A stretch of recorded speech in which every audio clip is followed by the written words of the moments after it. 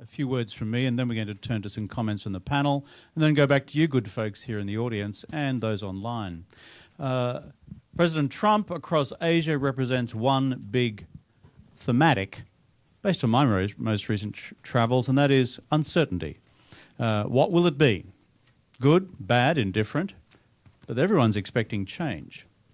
The format we're going to adopt tonight is we're going to traverse 5 subject areas, as Josette just indicated. We're going to start with the China relationship. We're then going to move on to trade and Asia, particularly given what's happened yesterday with the end of the Trans-Pacific Partnership. We're moving then on to terrorism, a core item on the new president's agenda.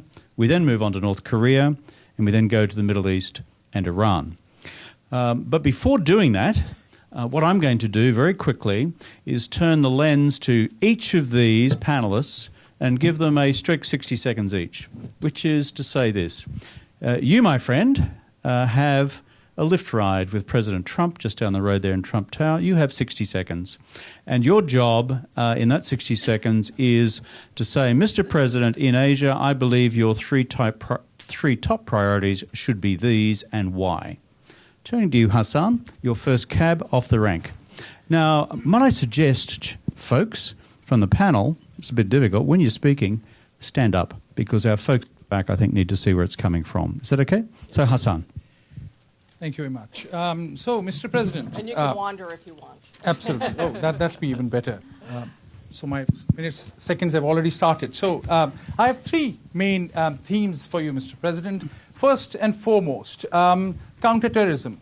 And on counterterrorism, we have gone through a learning curve. We started by framing it as clash of civilizations. We moved on to call it war on terror. Finally, we came to a nuanced understanding called counterterrorism, which is based on building partnerships with progressive elements in most Muslim societies. I would say don't try to reinvent the wheel. Build on what we have already accomplished. Second, I would argue don't forget Afghanistan and Iraq. We can help all those countries which have been challenged by ISIS through helping them building rule of law institutions. And last but not the least on Iran, we must continue to engage through multilateral approach. There is no alternate to that kind of engagement. Thank you. Well done, 60 seconds on the dot. He gets a prize.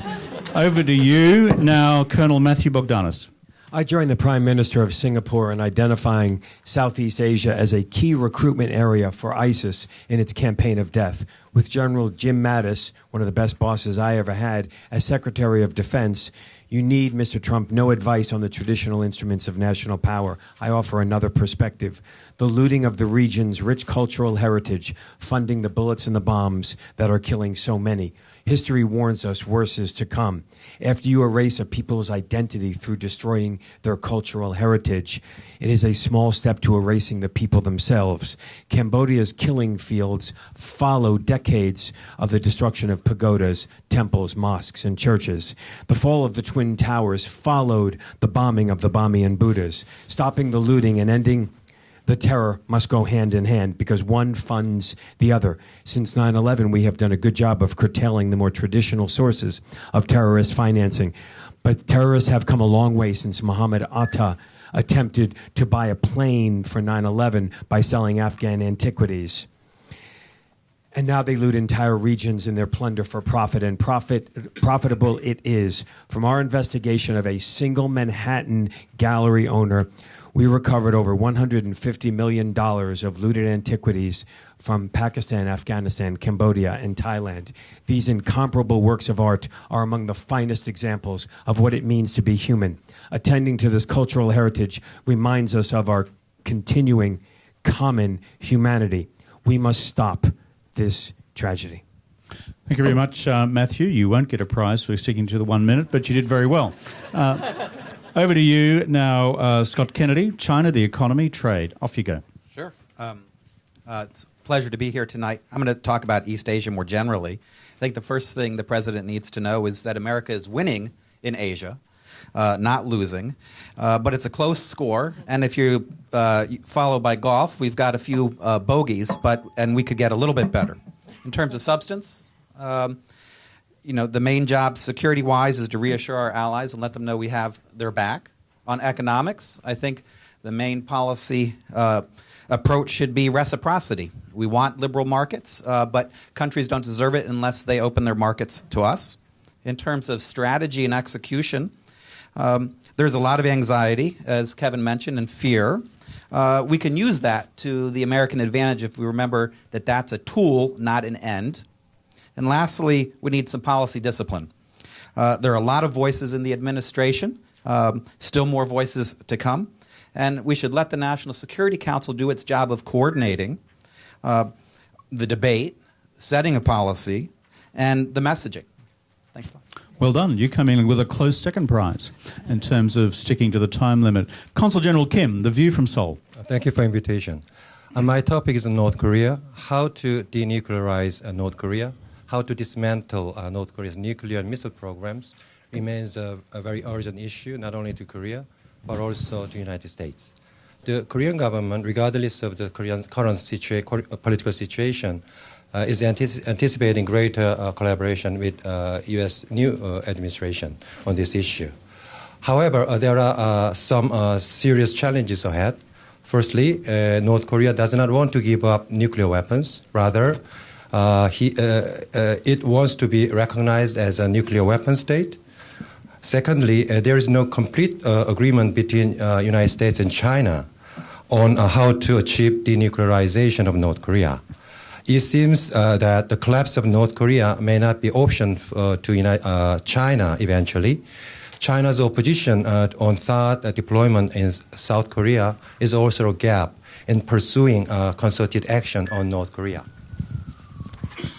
Thirdly, whether to seek a dialogue nuclear freeze with North Korea is being raised. At the same time, there are strong arguments in favor of military options or much heavier sanctions than the current level so that North Korea cannot sustain its nuclear weapons and missile program. There are many options for new administration of the United States. Lastly, considering the current level of sophistication of North Korean nuclear weapons and missile programs, there is a very little room for mistakes or misjudgment on how to deal with North Korea. Thank you. Good, thank you very much, Consul General. You have diplomatic immunity, so I can't criticise you on time. But Evan Medeiros, you've actually briefed a president. There's no excuse for you to go beyond 60 seconds. In the car. Okay, over to you.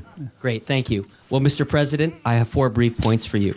Number 1, with Asia, you need a strategy. Don't stumble into a series of incremental policies that don't reflect American economic and security interests. So stop, think, meet with your top advisors, make sure that your Asia policy is not a reflection of a series of disparate actions.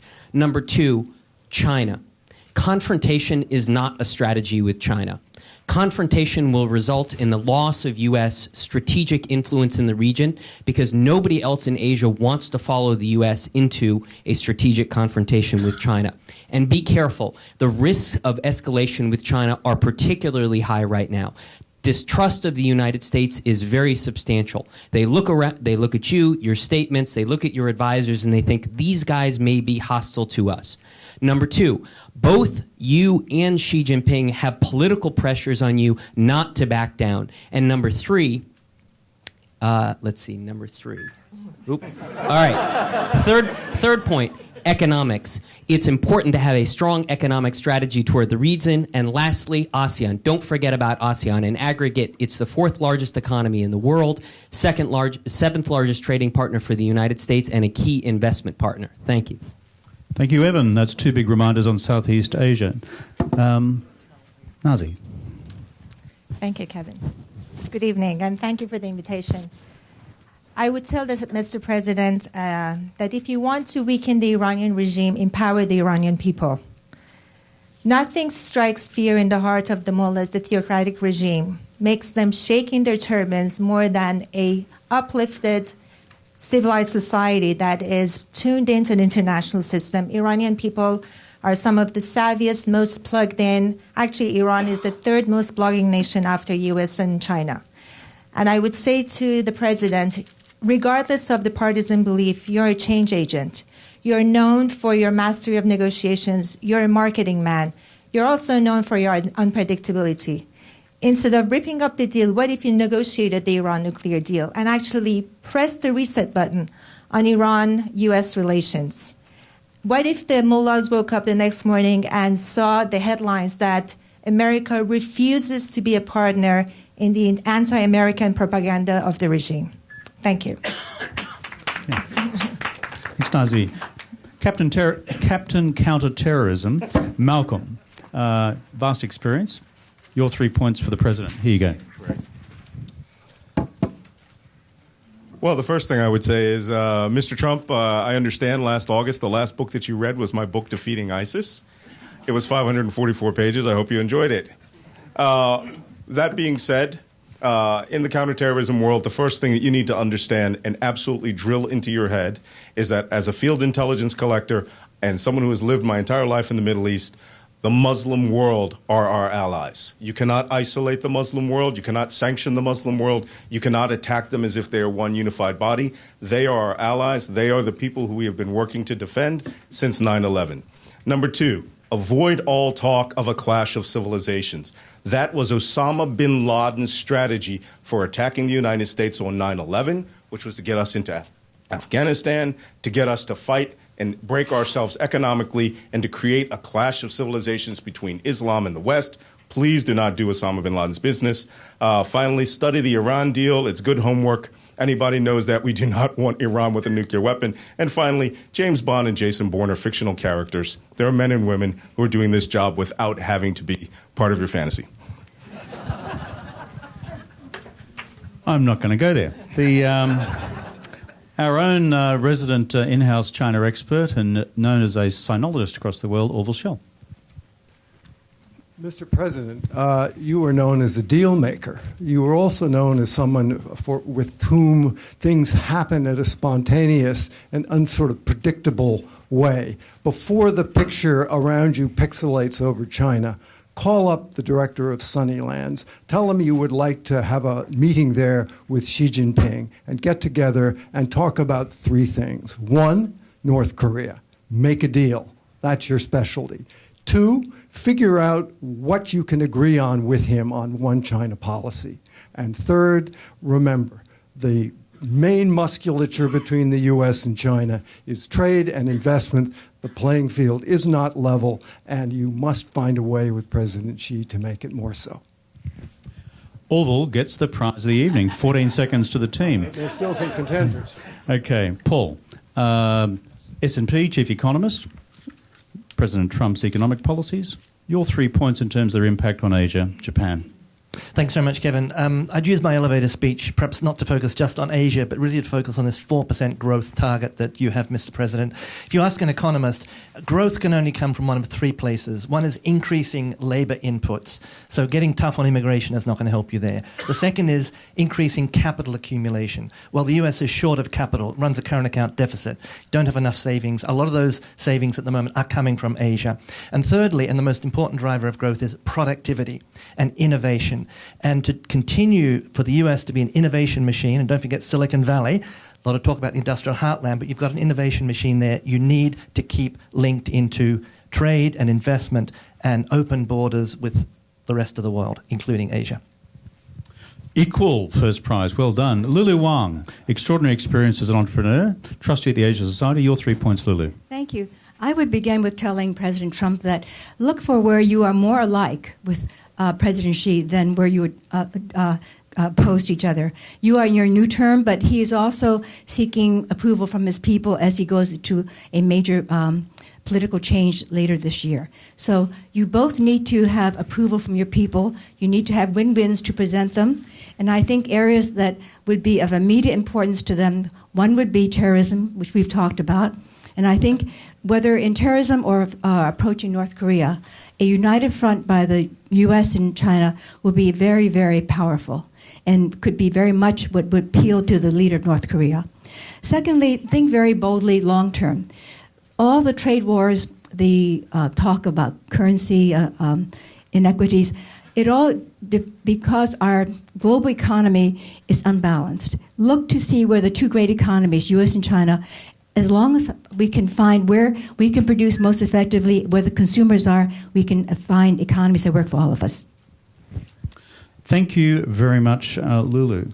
Now, Lally Wayworth, Senior Associate Editor Extraordinaire, Washington Post, and recent returnee from Davos, and it's heard the Xi Jinping speech. 3 points for the President. Where Xi Jinping really was a rock star, I would say, in Davos. And I would say, I guess, to the President, if I were to be one-on-one with him, that by killing TPP, he sent a very disturbing message to Asia and to our Asian allies. And the message he sent was basically that the U.S. is withdrawing economically because TPP was going to be our economic arm. You all know about the pivot toward Asia, that it was our military arm.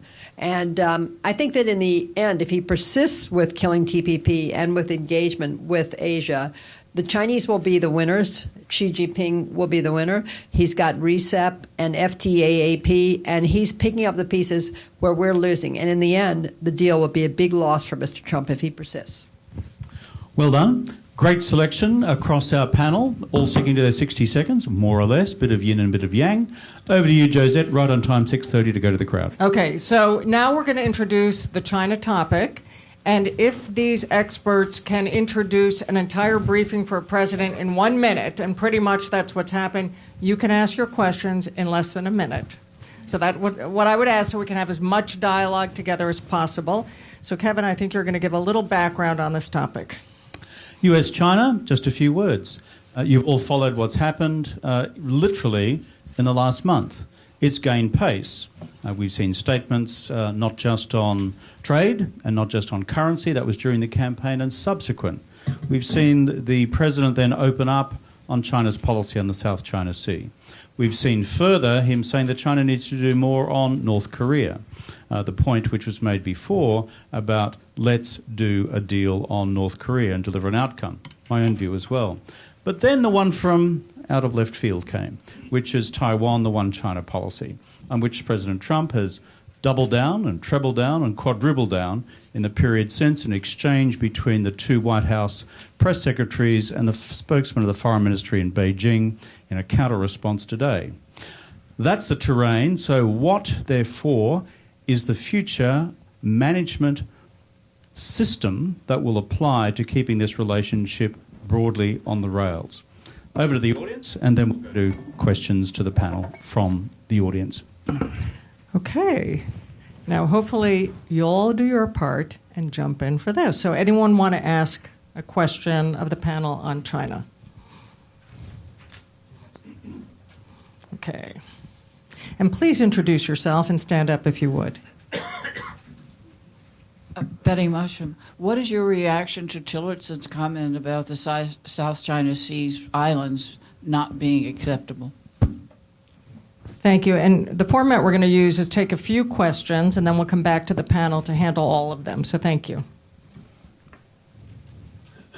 Hi, I'm Joan Kaufman. My question is, what will be the impact on U.S. organizations based in China of the worsening relationship between China and the United States, including both the private sector and the not-for-profit sector? Thank you. We have one in the back here. Thanks.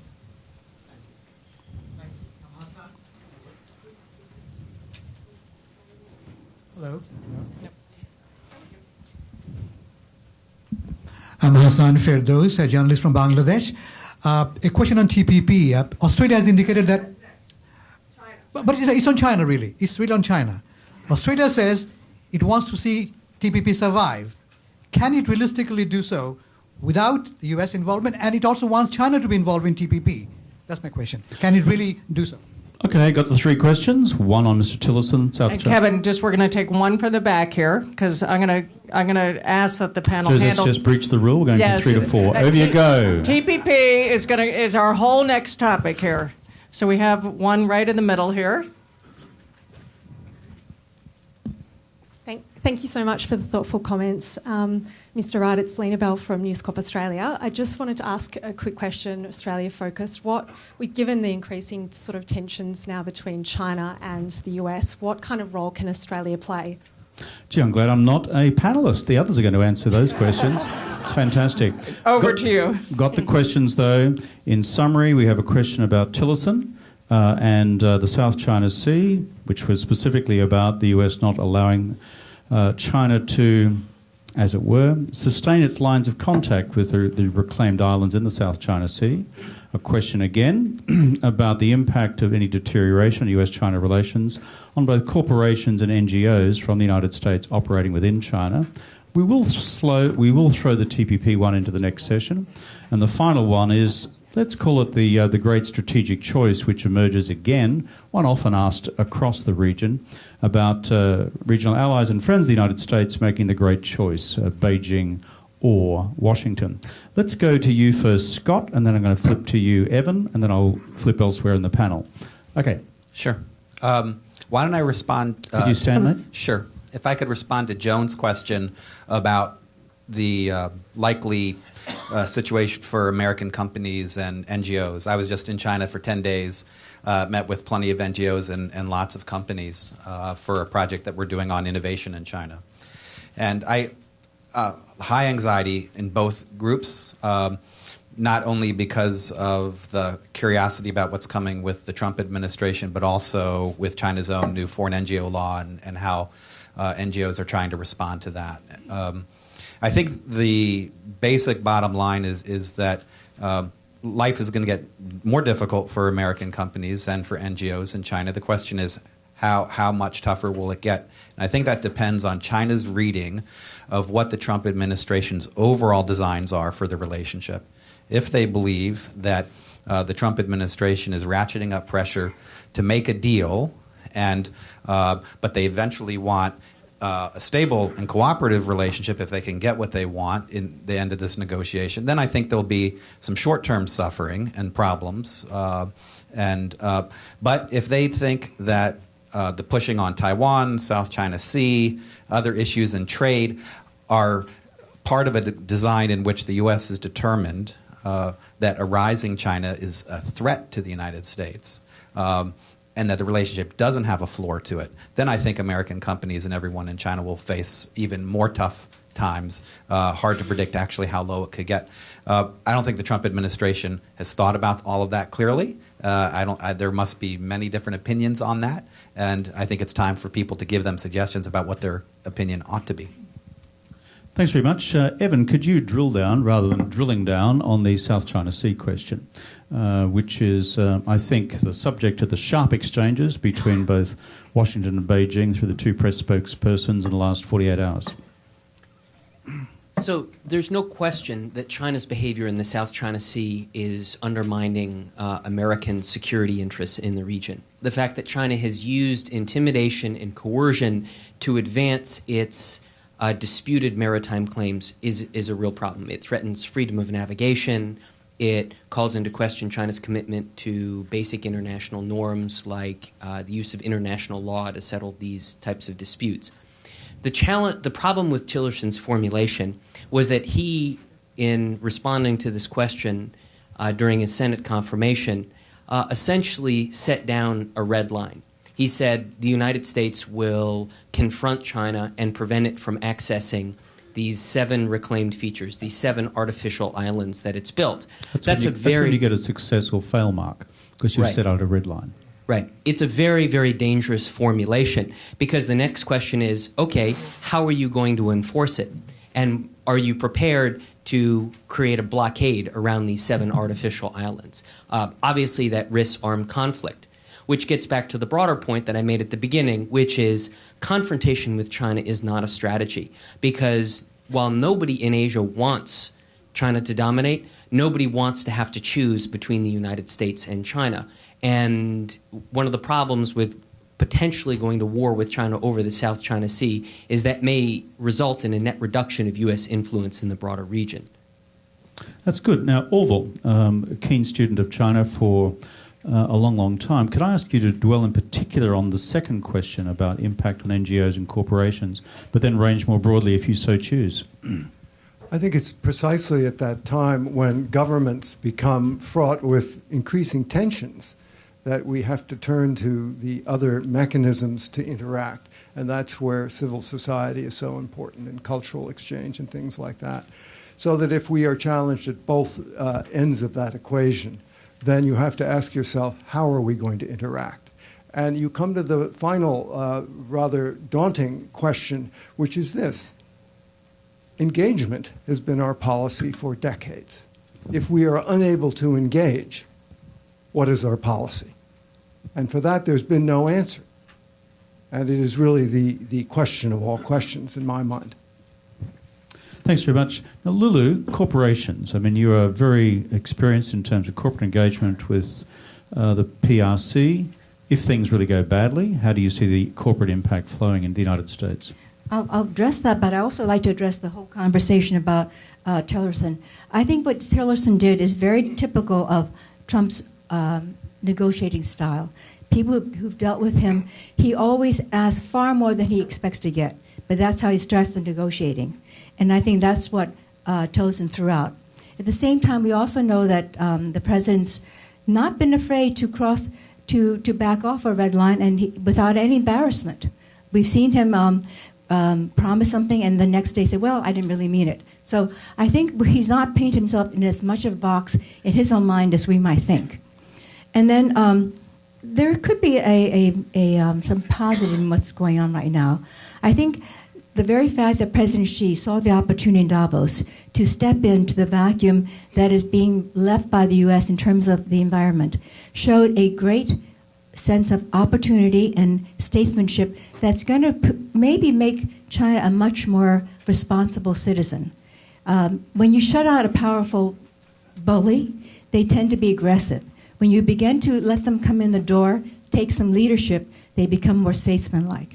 And I think if she gets a taste of what the world's leadership would be without the U.S. always taking the first lead and letting China have a chance, it may behave less belligerently, and I think this kind of attitude may carry over into the South China Sea as well, where some of their behavior has been belligerent, but I think if they may be more open to reason. Thanks very much. As we dwell on this question, do you want to take some more questions here? As we dwell on this question, which was raised by the last questioner, which is put yourself in the minds of governments within the region. The reference was made to the Australian government. But there are deliberations obviously in Tokyo, in Canberra, in Jakarta, and right across the neighbourhood, to some extent in Delhi, and perhaps in Seoul, about how this will play out in terms of managing what has always been the difficult balancing act of economic expectations high with the Beijing relationship, political and security expectations high with the US relationship. In reverse order, can I just flip to you, Orville, thoughts about how regional governments could and should react given the unfolding difficulties in the China-US relationship, and then I'll flip back through Evan and Scott. Well, I think paradoxically, at the very time when we need such structures, and let's start with the American structure, which is the American alliance in Asia, Korea, Japan, and it was the Philippines. Now the Philippines is run off with China. Korea is, as Ambassador Kim knows all too well, their government is in a state of some disassembly like our own, and we're left with China, with Japan. So I think at the same time that we're finding individual countries running into sort of political disaggregation, we're also seeing the alliances and networks also running into disaggregation. Look at the EU. Look at Brexit. So this is a kind of we're at the entrance possibly of some kind of new, very fractured feudal world, which I find quite alarming. Back to you, Evan. Regional reactions, how could and should they be managed? So regional reactions are largely going to fall into two buckets. One is resilience, the second is diversification. Asia being Asia, governments hedge. They always hedge their security bets, they hedge their economic bets. And so when it comes to allies like Australia, South Korea, Japan, nobody's going to break off the alliance with the United States.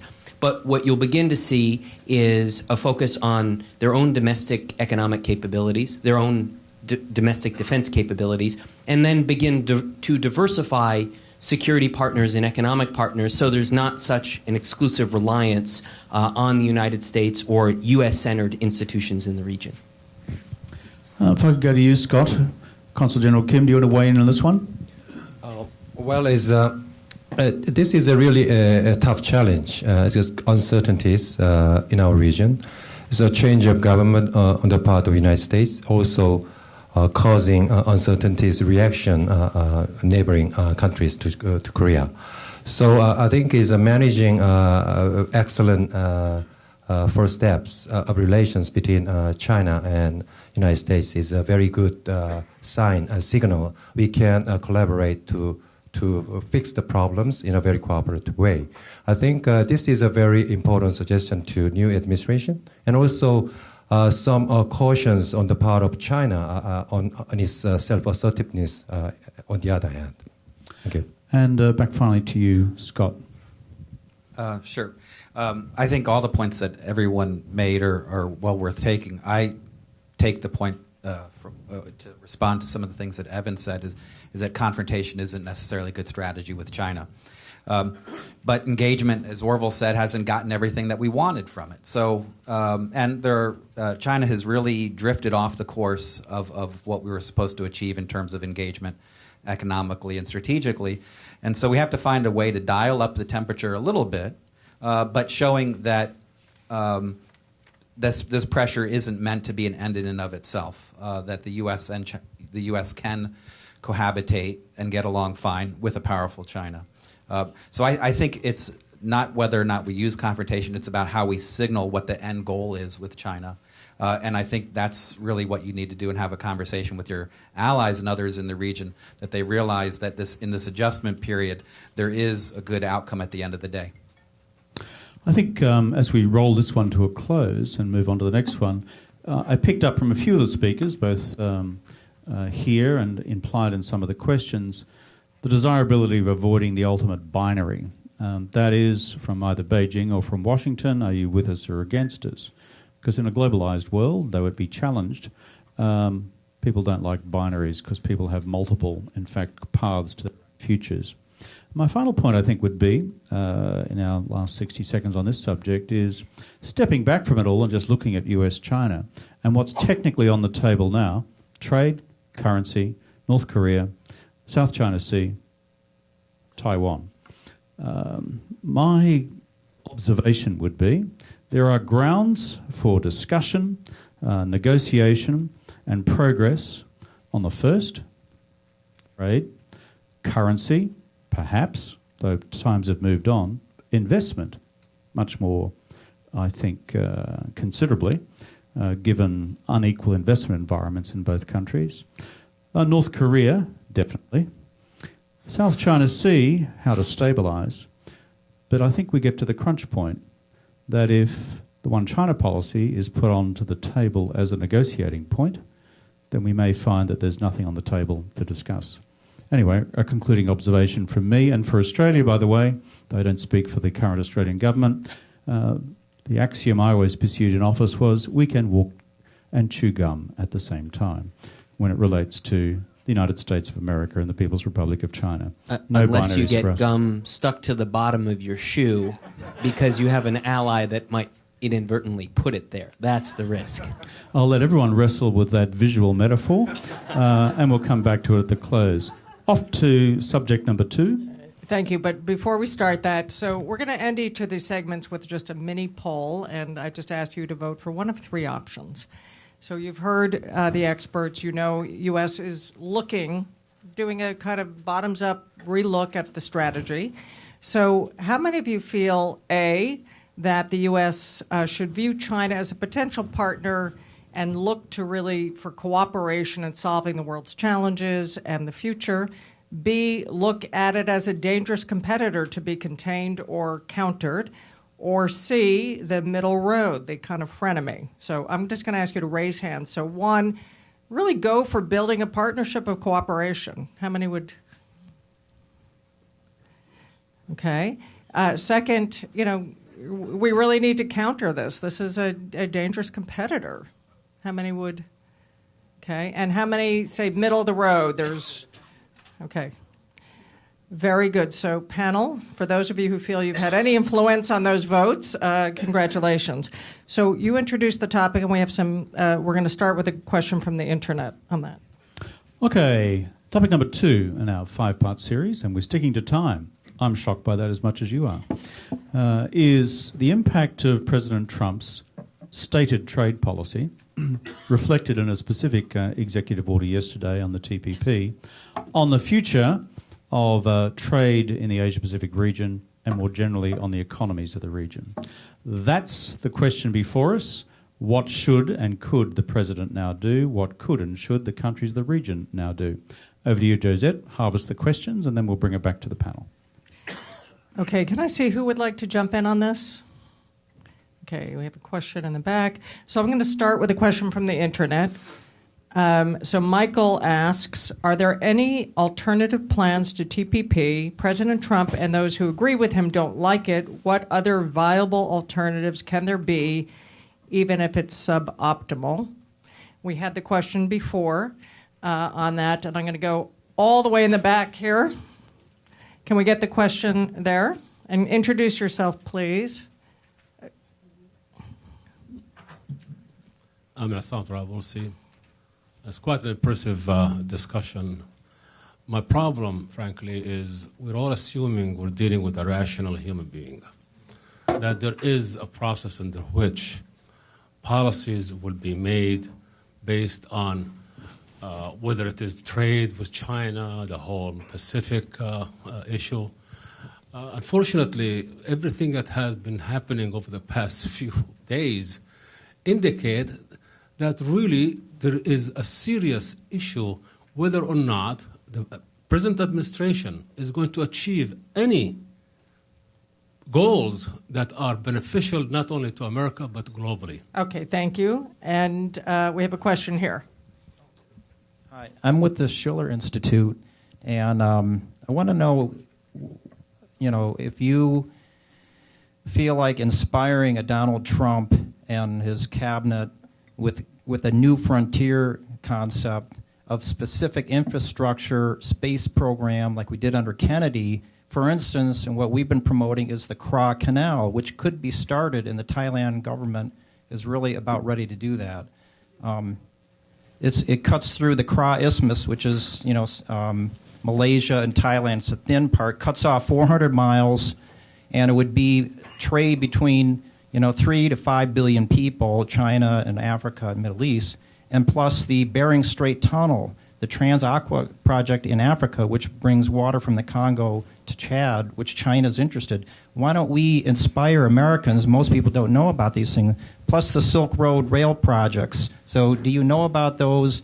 And maybe Americans would be tremendously inspired, and maybe Donald Trump could want to do some of those things, like build something. And those are things that are already being done. Thank you. So new thinking, new ways to look at trade, connecting it to infrastructure. And was there a question right up here? Yeah. Last one.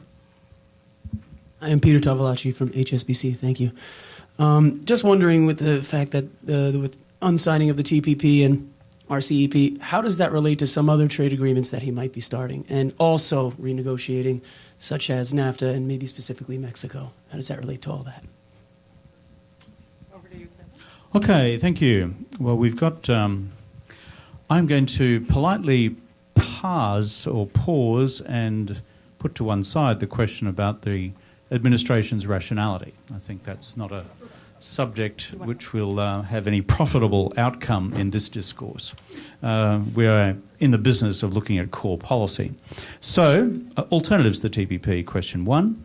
In particular, the question which was put before, what of the reported Australian proposal that the TPP be preserved minus the United States, add China, if Chinese are interested, bring back the United States later on if the US administration or a future US administration changes its course. The related question is, how does the TPP negotiations and the abandonment of TPP foreshadow what could unfold in terms of other trade agreements, and NAFTA being, of course, first cab off the rank. And then thirdly, I would put the much broader question, which the gentleman up there put to us before, which is, what about wider and broader economic frontiers of engagement on the part of the Trump administration, citing various infrastructure projects, huge, very huge, and huger again. If I took the list as read by the gentleman who asked the question. So I'm going to turn to Paul to kick off this part of the session, and then we'll throw to others as appropriate. Thanks very much, Kevin. Some great questions there. I guess as I was listening to the first panel there, and first discussion, what struck me a little bit was this sort of assumption here that China and the US are sort of at loggerheads, and things can only go downwards from here. I was at Davos last week as well, and what struck me, listening to the President Xi Jinping, but also Prime Minister May, and then of course Anthony Scaramucci, the sort of ambassador, rock star, was there, kind of representing the Trump view. And, the common thread of all those discussions was this reaffirming the commitment to the open, international, global trading system. Now, you might say, hold on a minute, that surely wasn't the Trump message.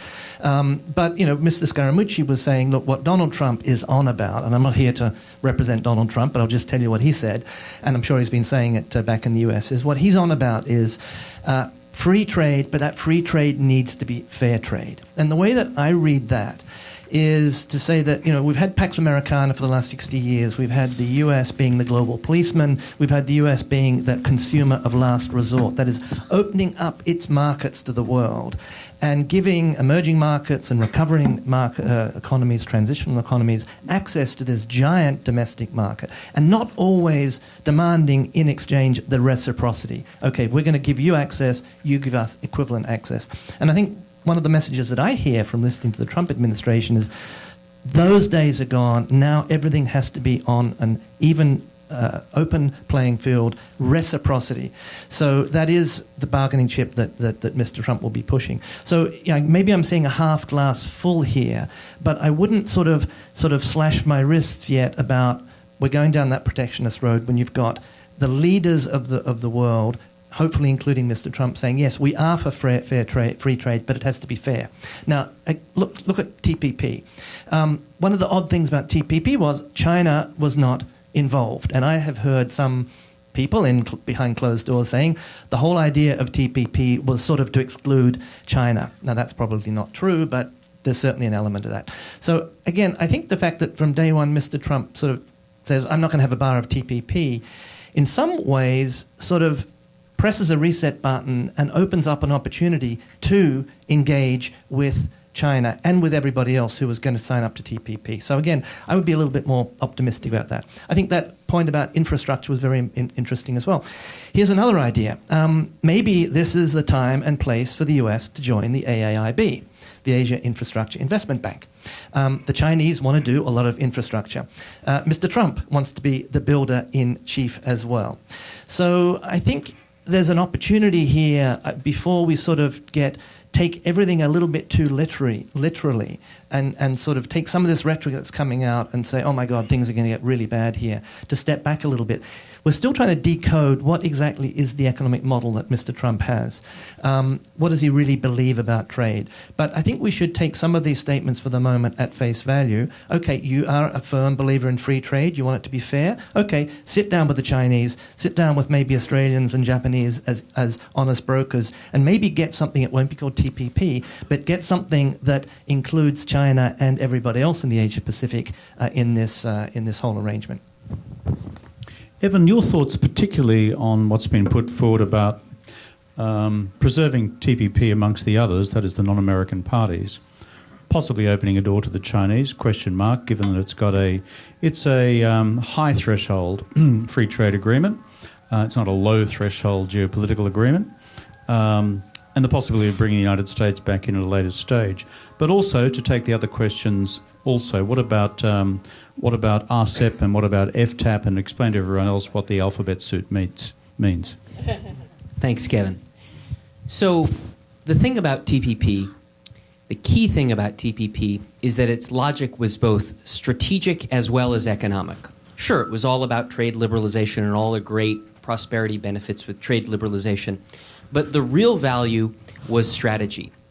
A couple different components of strategy. Number one was the fact that it was meant to be WTO plus. In other words, it was great that TPP included trade liberalization, bringing down tariffs and quotas.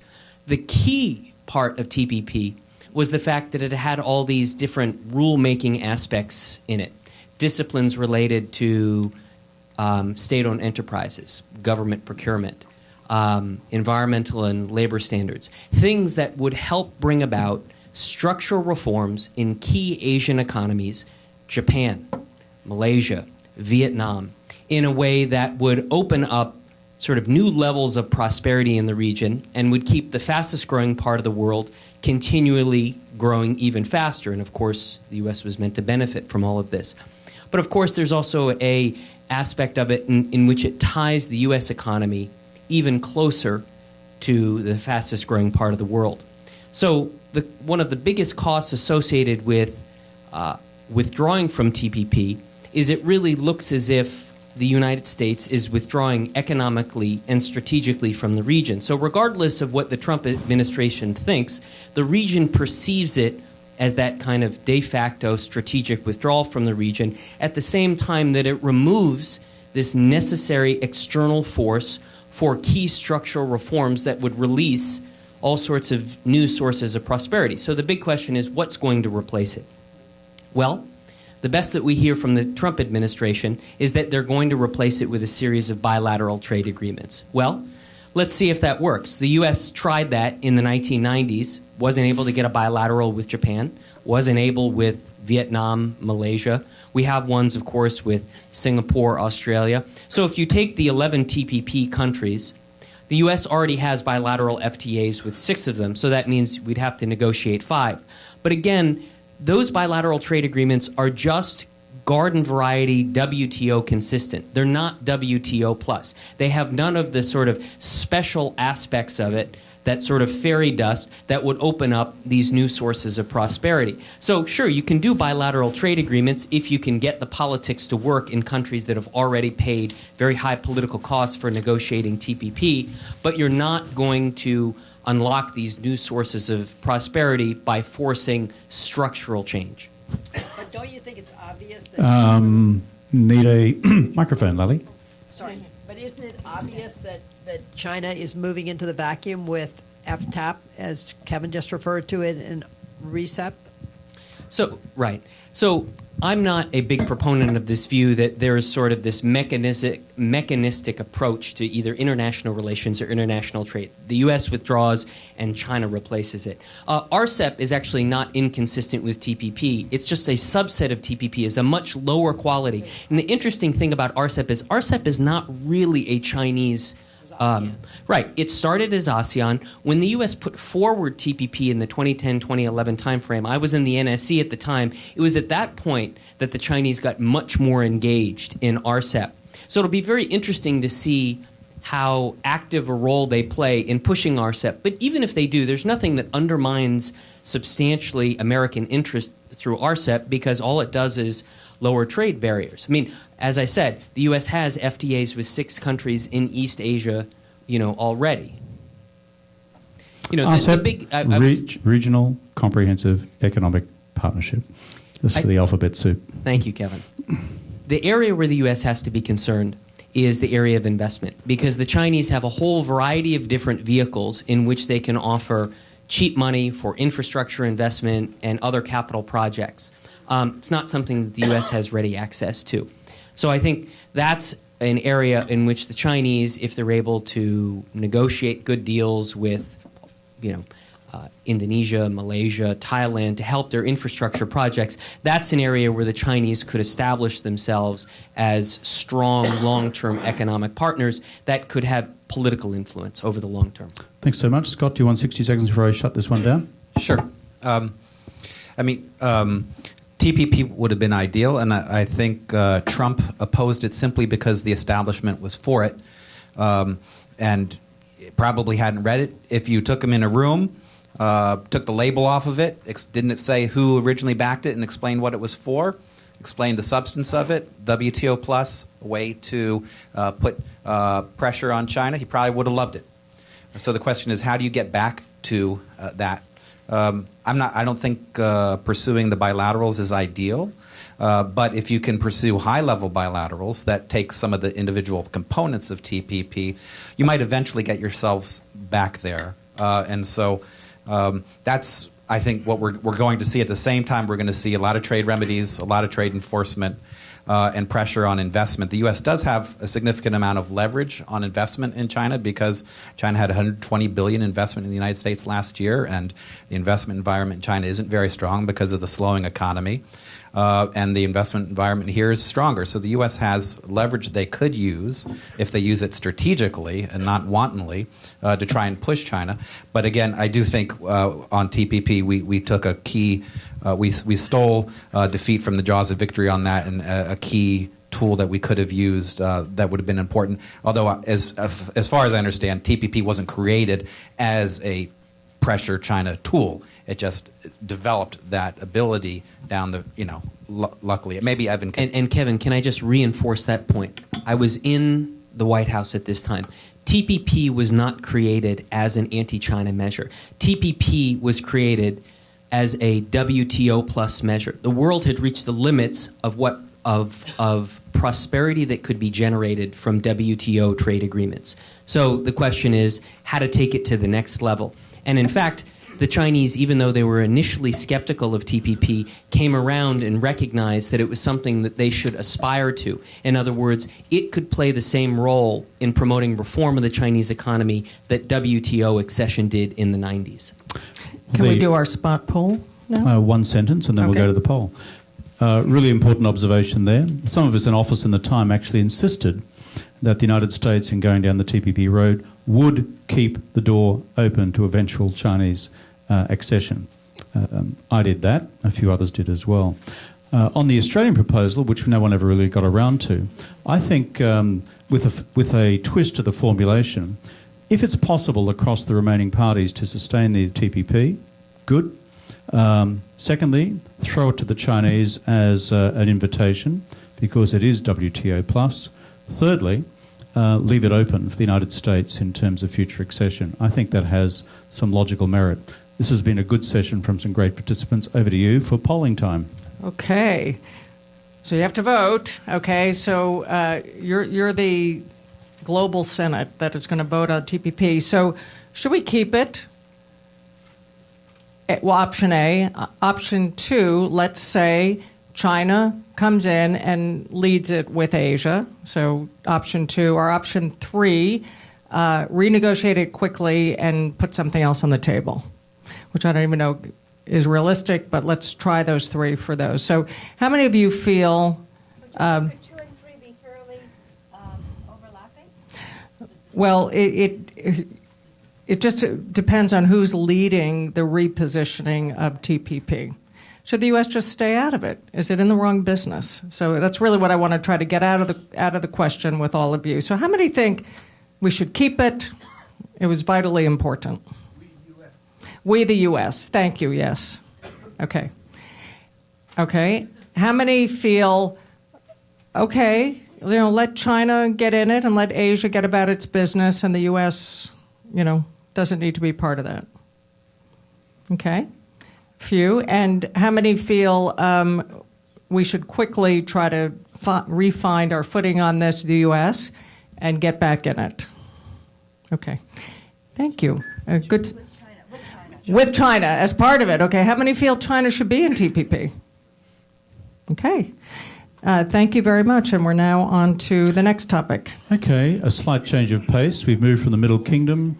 From there, we've moved to trade, and now it's on to terrorism. Different subject altogether.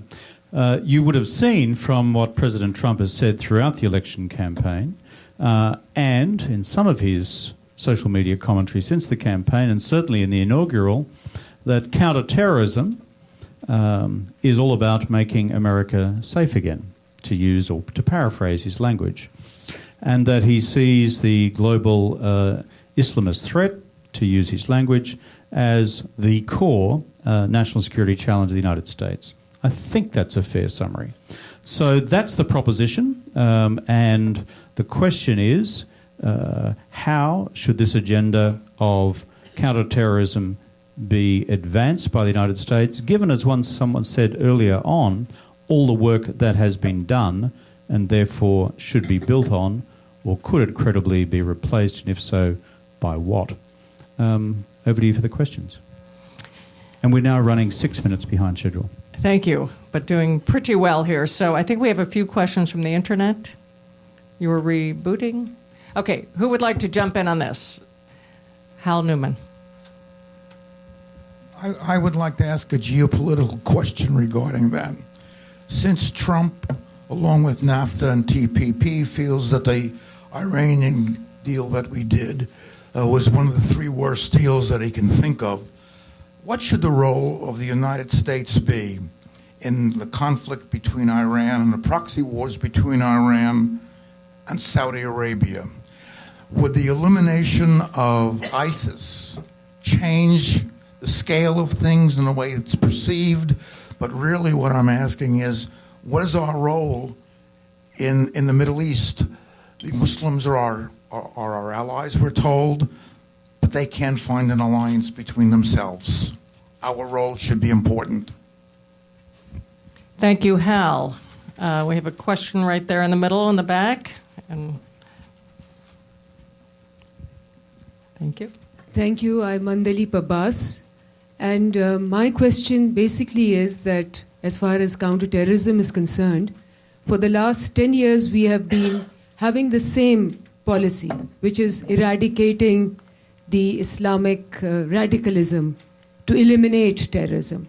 And for the last 10 years, terrorism has multiplied, and it has now spread in many other parts of the world. So if we keep on doing the same, as it seems right now what President Trump is saying, it will get the same result. So what about looking at counterterrorism and suggesting to the president that look at it in a holistic way, and why is it spreading instead of decreasing? What about looking at the causes of it? Poverty, inequity, inequality, and marginalization, and illiteracy. If these are not eradicated, then terrorism will keep on flourishing, because those are the seeds that sow it. Thank you so much. Root causes. We have many questions from the internet, so I'm going to just quickly summarize two of them.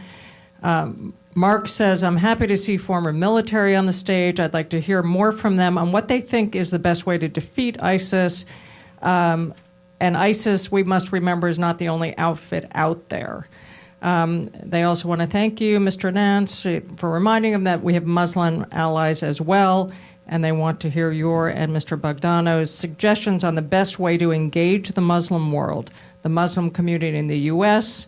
And then another writer says, we don't seem to be talking about Afghanistan. What are we doing? Not even President Trump. And these go on and on. So we've struck a nerve here, lots of questions. And Kevin, over to you. Well, there you go. Range of questions. Hal's core question, what's the US role in the Middle East, which of course has as a large subset the Middle East's capacity to deal with its own indigenous terrorist threats, and of course the polarities between Saudi Arabia and Iran. We also have a question which goes to the specifics of how to defeat ISIS and ISIS plus now that we have a new administration.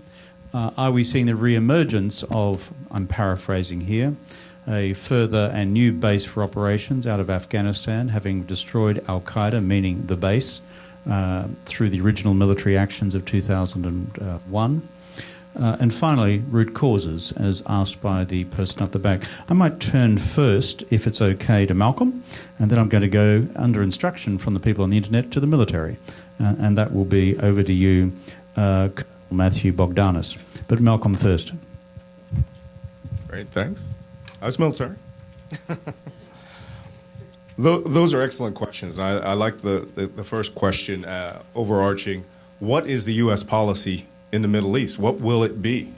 I can give you a perspective, certainly from the street level. I was in street level intelligence collector. I've worked in the Middle East 35 years, just moved back from 7 years in the Middle East.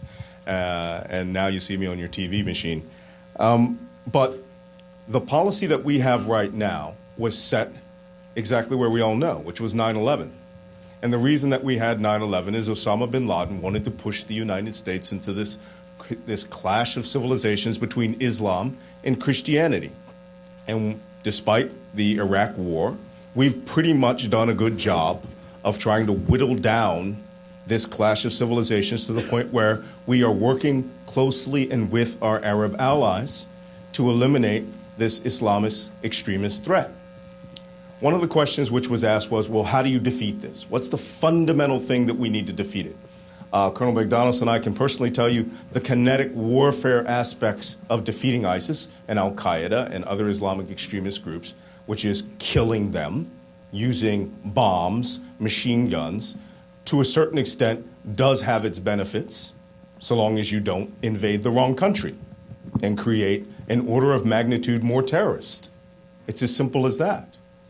But what we have fundamentally missed over the last 15 years is that we do not understand or want to understand where the corruption of these groups' ideology came from and how that relates to Islam. Islam, in and of itself, has nothing to do with Al-Qaeda and ISIS. ISIS and Al-Qaeda are essentially religious cults who have corrupted Islam. And the fifth iteration of a religious cult in Islamic history. It's not the first time. The other four were stamped out quickly through traditional Islam. But what we hear in today's policy discussions, and I'm not sure if they're really policy coming from the White House, but what I hear is that they would rather further the ideological battle between Christianity and Islam and drag 1.6 billion innocent Muslims into the exact clash of civilizations that Osama bin Laden so desperately wanted the United States to engage in. We've actually heard people in the administration say that Islam is the problem, not Islamic terrorist extremists. The Islamic terrorist extremists from ISIS and Al-Qaeda represent a fraction of a fraction of a fraction of people in this world. And with our assistance to the rest of the greater Muslim world, we are in the last stages of eliminating. ISIS is almost physically defeated in Iraq and Syria. They have maybe 1 year left before they are totally eradicated from the mainland of the Middle East, Iraq and Syria. In Egypt, they are being whittled down. In Libya, we just decimated the last remaining stronghold of ISIS with a B-2 bomber attack on President Obama's last night. Afghanistan, the Taliban is actually reporting to us where ISIS base camps are. This war is being won kinetically, but where ISIS will return, certainly with the way things are being discussed today, with bans on Muslims, keeping Muslims out of the United States, viewing the entirety of a religion of 1.6 billion people as a virus which we must confront as a nation, it will be the salvation of ISIS and Al-Qaeda. We may be, in fact, heading into the greatest growth period of terrorism since the morning of 9/11, or I should say, since the invasion of Iraq. Sending U.S. forces onto the ground in the Middle East in large numbers, making rhetoric like you're going to seize their oil, moving the American embassy from Tel Aviv to Jerusalem, it's all that Abu Bakr al-Baghdadi could ask for. You may kill ISIS in Iraq and Syria, but now tens of thousands of young men may spring up out of nowhere and create the next generation ISIS, the follow-on Al-Qaeda. We saw that ISIS were younger, faster, and technologically savvy. What comes next is on us, because when we ignore the street and we talk like we have never had an expert in the world, and we use ideology and rhetoric against ideology and rhetoric, we will get an order of magnitude more terrorism in the world. Thank you, my friend. Over to the good Colonel. You will find that I have generally the same perspective as the senior chief. But I want to address a couple. A little shorter. I want to address a couple other things. First, talking about the root causes of terrorism. I've spent years actually living in Iraq, years living in Afghanistan. I love those people. Truly, from my heart, love those people and have had my life saved more times than I can possibly count by Iraqis and Afghans of all shapes and sizes, Sunni, Shiite, Hazaras, Uzbeks, Tajiks, everyone. And what this perspective has afforded me is one, if you're looking for the root cause, sure. Is one of them Jean Valjean stealing a loaf of bread? Sure. But it's not one of the major root causes. So if you're equating, if you want the one size fits all, and if you want to say, well, if we eradicate poverty, we're going to eradicate terrorism, you won't. It's simply one of the causes. Far too many of those who are engaged in these horrible acts are upper middle class educated people from Western democracies. So that's not the answer. Due process and voting, one person, one vote. Nietzsche called it the mania for counting noses. The Afghans actually think we're ridiculous for allowing people to vote so young. They just do. They think voting is something you earn with experience and age, and don't quite understand why we allow 18-year-olds or 19 or 20 or 21-year-olds to vote. So this second thing I would point out is segueing root causes. There's too many. If you're ever given a multiple choice question on the Middle East and terrorism, and one of the answers is all of the above, pick all of the above because you're never going to be wrong. What are we to do? Well, every time I had a new member join my team, either in Iraq or elsewhere in the Middle East or in Afghanistan or in Somalia, I'd have this young hard charger, man, woman, didn't matter, come up and say, "Hey, sir, hey, Colonel, I'm gonna do whatever it takes. We're gonna fix this problem." And I'd look at that young person and say, "The Middle East is nothing but a bunch of cutthroats and murderers who would just as soon kill you as do business with you. There is no fixing this." Do you know who said that? Invariably, I don't know, Secretary Rumsfeld? No, a Roman consul in the 1st century BCE. So if your standard is fixing the Middle East, wait another 2,000 years, because that isn't their standard. That's us superimposing our thoughts on there. So we have an old saying, and I know the senior chief knows this, we have the 10-80-10 rule. And it generally helps to think of it in these terms. No matter what country you're in, no matter what country you're trying to help, 10% of the people, no matter how badly you screw it up, are going to do the right thing. Day in, day out, at the cost sometimes of their lives, but they're going to do the right thing. 80% of the people, let me go to the other 10%. At 10% at the far end, and the senior chief already spoke about this, there's just pure evil in the world. I don't know how many of you have seen girls have acid thrown in their faces because they were learning how to read from the Quran. I have. And I don't know another adjective to use other than evil. And all the education in the world, I respectfully submit, isn't going to change that. And so you have 10% of the people for whom military action or kinetic action is the appropriate response, as unpalatable as that is to say. And then you have 80% of the people that I love in Iraq and Afghanistan on my way.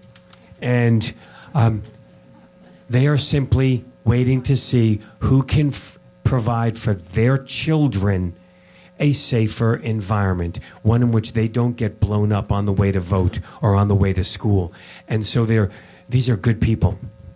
And yes, most of them are Muslim. They are very good people, and they care like we do about our families. And so what are we to do? Let's take care of the 80% and convince them that our way is the right way. Thanks so much, Colonel. Over to you, Hassan, if I could have a succinct summary of your views. By the way, warning number 1 from me is always tipping the glass. Warning number 2 is Jackson Ewing works for me. He's 6'3", and he actually has played American football, so he again comes in and tackles you if you get radically over time. So that's just a friendly reminder. Over to you, Hassan. Thank you very much. I would like to answer the question about Saudi Arabia versus Iran. Let us be very clear. The confrontation between Iran and Saudi Arabia from both sides is brutal, it is deadly, it is inhumane. And we have partnered with both the sides at different parts of our history. So we have not been aloof from that. The way things stand today in terms of the Shia versus Sunni, you call it, or I call it, it's power game, it's greed. Stay away from it.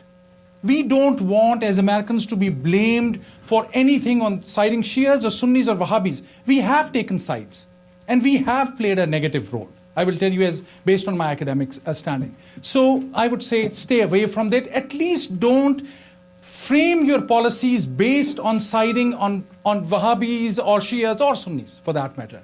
Start making decisions based on absolute merit, and you'll see how much support we'll get. Secondly, in two lines, on things, I was saying we need to build on that nuanced understanding of how to use a creative mix of soft and hard power. But also two things which we failed. One was building partnership. It was a late thinking. Building partnerships means we have well-meaning, creative, courageous people, like two of my friends said, in that region. Unfortunately, they have not been on top of our list as our friends.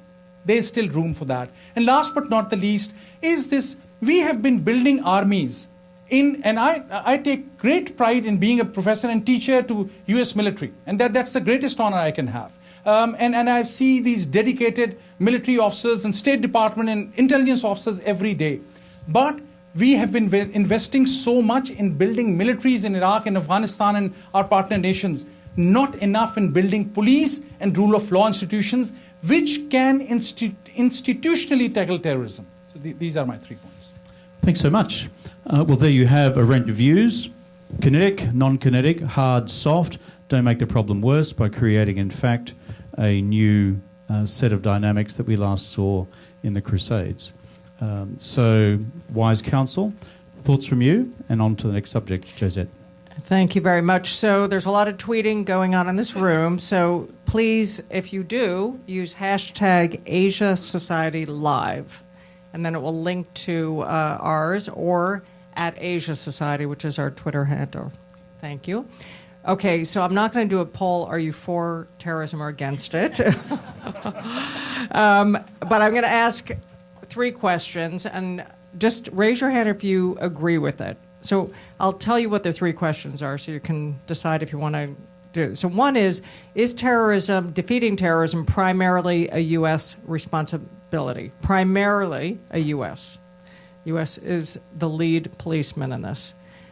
2, is terrorism a clash of civilizations? Are we witnessing a clash of civilizations? You've heard opinions on that tonight. 3, is this a war in Islam? Okay, and then I'm going to ask one quick poll at the end. So how many feel this is primarily a U.S. responsibility? U.S. has to lead the fight against terrorism in the world.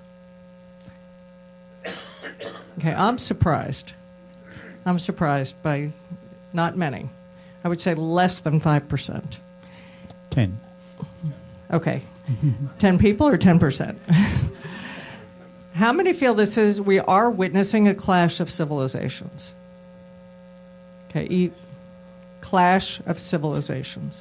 Okay, I think even fewer. How many believe that we're witnessing a war within Islam? Okay. And, okay, now I am going to poll, what is a bigger threat to the United States? Terrorism or North Korea, our next topic. This is our segue. So how many of you feel terrorism is? And how many of you feel North Korea is? Okay, so as much interest as there was in this last topic, and I thank you for all the brilliant comments made, Kevin, over to the next topic. Okay, and I'm going to subvert the order, given we have been in the Middle East, because we do have 2 topics remaining. One's North Korea, one's Iran. But given where we've just been, which is talking about Saudi, talking about Iran, talking about terrorism, I'm going to flip now to Iran itself and open up the question of where we now go with the future of the Iranian nuclear deal, and more broadly the relationship with Iran, and how is it possible to develop a new relationship between the Iranians and the Trump administration, which could in any way be stable, predictable, and useful for wider peace in the Middle East and the security of Israel. Now, if I might turn to the audience first for a few questions on Iran. Then we're going to come back to the panel. And we're going to conclude with North Korea. Okay, very good. I'll start, since we've changed order, to give you a moment to think, but we have one from the internet, which says, from Emily, she says, I am a supporter of the Iran deal, but sooner or later the United States is going to have to address with Iran groups like Hezbollah and Hamas. What are some of the suggestions for President Trump on the best way to approach that? There's many more questions, but I think we'll probably have some from the audience on Iran. Anyone want to jump in on this? And I see a hand way in the back in the third room. If we could start there. Thank you. Introduce yourself, please. Yes, my name's Susanna Klebe. I'm with the Executive Intelligence Review with Mr. LaRouche's publication. And I wanted to raise this question around Iran and North Korea because, of course, what we're talking about is the question of nuclear war, which got back into the headlines, including the fact that the U.S. under Obama was talking about $1 trillion to modernize U.S. nuclear weapons. And we see now the movement of NATO forces in Eastern Europe and so forth. So it's a very dangerous situation. The thing I wanted to ask is this constant reference to the clash of civilization that's come up. This, of course, was something that Samuel Huntington and Bernard Lewis framed. And I remember that in the millennium 2000, it was actually the Iranian government at the UN that proposed that that year should be the year of the dialogue of civilizations. Okay, I think we got the question. So on civilizations and... Shouldn't this be the Trump administration policy, collaboration, to have a dialogue? Okay. Silk Road, infrastructure development, and move away from clash of civilization? Thank you. Got it. Yeah. Yes. We have another question up here. How are you? I grew up in Iran, and Iranians are obsessively in love with America. I want to know if there is a way, with what Nazi Moinian said, that to bypass the theocracy nation of Iran and get through the heart of Iranian people. Do you see a way that it can be done? Thank you. And one more question from the audience right here. Donald, yeah. Here, thank you. Thank you. My name's... Yeah. Is it? Okay. My name's Donald Moore. No. My question's a little... Is it working? No. Here. Yeah, thanks. Okay, great. My name's Donald Moore. My question's a little related to the last question. Is it plausible that over time, forget Trump's rhetoric and so on, that the U.S. actually does what a lot of Sunnis really fear, and that is the U.S. is going to switch sides? It's going to basically abandon the Sunnis and the Arabs once oil is not really relevant. I mean, you sit around the Majlis, this is what they think, this is what they talk about, and that Iran is a much more natural relationship for the United States. Iran and Shias don't have jihadists running around the world attacking the United States. They have interests in the region, whereas the Sunnis and the Arabs actually do attack U.S. interests, much more than the Shias do, let's put it that way. Is that a plausible outcome in the next 5 or 10 years, whether because Trump thinks so or anybody in the panel thinks so? Okay, well, we have several sets of questions there arising from Iran. What about Iran's support for international terrorist organizations, questions concerning Hezbollah?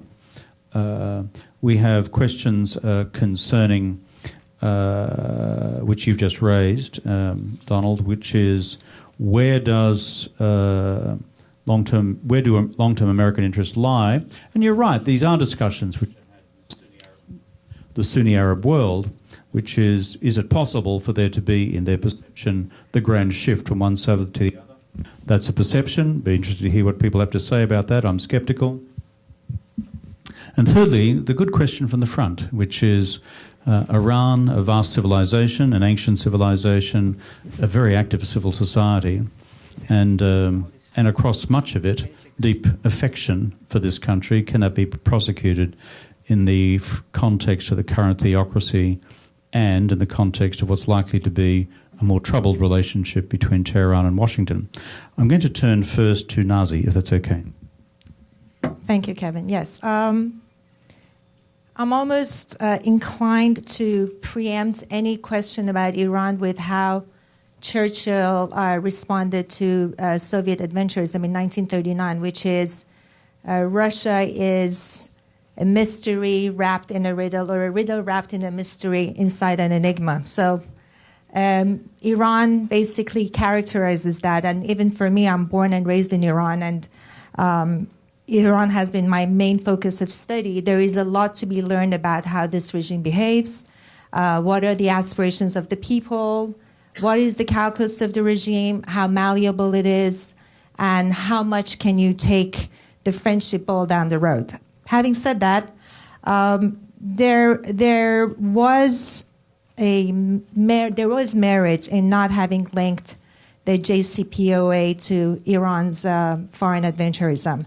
It wouldn't have gotten anywhere, and that's why it was delinked and solely based on the nuclear terms and the adherence of the first sentence in JCPOA, which Iran claims and relinquishes its desire to build a nuclear weapon. Iran is up to no good with terrorism, supports state sponsorship of terrorism, Hezbollah, Hamas, on and off with Hamas, depending on its relations with Syria and the Palestinians. How do we curb Iran's support for terrorism? That is a question that has been studied, and all I can tell you is that you can curb its military adventurism by being present in the Middle East, and that's where I have a problem with the declared stance of the Trump administration. America first. I wish it would be America also first. I wish it would be we will support our allies and face our enemies in Middle East and anywhere around the world as we can. My good friend Bret Stephens has a broken window theory. It's not his, but he has based his book on the broken windows policy that states where there are broken windows, there will be more mayhem. And if we turn our back from Middle East and concentrate only in Iran, we can be sure that the non-state actors, the state actors, Iran, Russia, Saudi Arabia will come in, fill in the vacuum, and sponsor the terrorist activities that have been going on. So I don't have a recipe of how to confront it. I can tell you that what we must not do is we must not retreat from Middle East. To the question of where do we go from Iran, is Iran a great partner for us? It is. I have sentimentally, I'm attached to the country of my birth. I'm an Iranian American Jew, and I have loyalty to United States, to Iran, to the state of Israel. But there's a part of me that wants to see normalized relations with Iran. Iran has been a historical ally. Nixon and Kissinger made that happen. It became one of the pillars of the Twin Pillars policy with Saudi Arabia. When the British left the Middle East, it was America that stepped in and used its allies to oversee the actions and misadventures of the Middle East. It hurts me to see Iran where it is now. We have much more in common with Iran than we have differences. We can use them to fight ISIS, fight terrorism, to safeguard the Persian Gulf. In that sense, that was my advice to President Trump, to be able to reach out to civil society and build a bridge where we can empower them and let them decide for their future. And I would say to maybe those of you who don't know, but the stark contrast between Trump administration and Obama administration has been its relationship with the state of Israel and specifically Benjamin Netanyahu. Netanyahu has released a video. It's a 3-minute long video that clearly states, talking to the Iranian people, we are your friends. There's a distinction between you and the brutal regime. You're warm, you're cultured, you're civilized. We want to be your friends. Let us be your friends. We know you're suffering. We want to reach out to you, reciprocate our outreach. We have things in common. This is one step. There is much more we can do as the most industrial, most powerful leader of the free world to be able to engage the Iranian people. Engagement is not appeasement. engagement is calibrated, introspective, very deliberate steps to be able to bring a proud and civilized nation back into the international fold. Thank you so much. Final words from you, if I can ask Hassan. Thank you so much. I really appreciate your comments, and I think you hit really the core points. I would just want to briefly mention about the Iran nuclear peace deal. Other than this being a done deal, this was a multilateral arrangement. United States cannot, whatever Mr. Trump, the elected president, says, can walk out of it. There are other countries involved in it. Previous Obama administration, where the credit is due, it was extremely difficult. The kind of people that got involved, the negotiations that happened over a few years. And to build on the last point, it is a step-by-step process. Recently, I was in Iraq, actually traveled with one of the Hashd-e-Shabi, or the Shia militias for my research, and learned that some of the major groups there are being sponsored by Iran as well.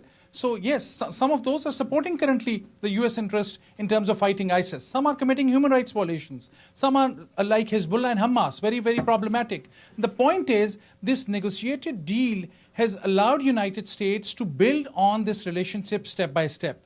And that process must continue. That's my suggestion. I have a request from Malcolm for a quick comment, but it's 60 seconds under. It'll be 60 seconds, believe me. I think I'm the only person in the room that's fought Iran 3 times in my career. I was in Beirut in 1983 when they helped blow up the Marine barracks through a suicide bomber. I fought a naval battle with them in 1988 where we savaged the Iranian Navy in 1 year, and I've been rocketed in Iraq by Iranian militias. That being said, let's talk a little about the nuclear deal. I have been briefed by the same briefer that briefed President Obama from the Central Intelligence Agency about that deal. If President Trump rips up that deal, that gives Iran free rein to go back from the 10-month breakout period that they had to the 15 years that we've negotiated. That means Iran could go back and try to make a bomb within the next year to 2 years. If that happens, there's only one way that this is going to end. Israel, if they detonate a bomb in the next year, 2 years, Israel is going to dig that program out with the return of a nuclear weapon. And that's where we're going to be.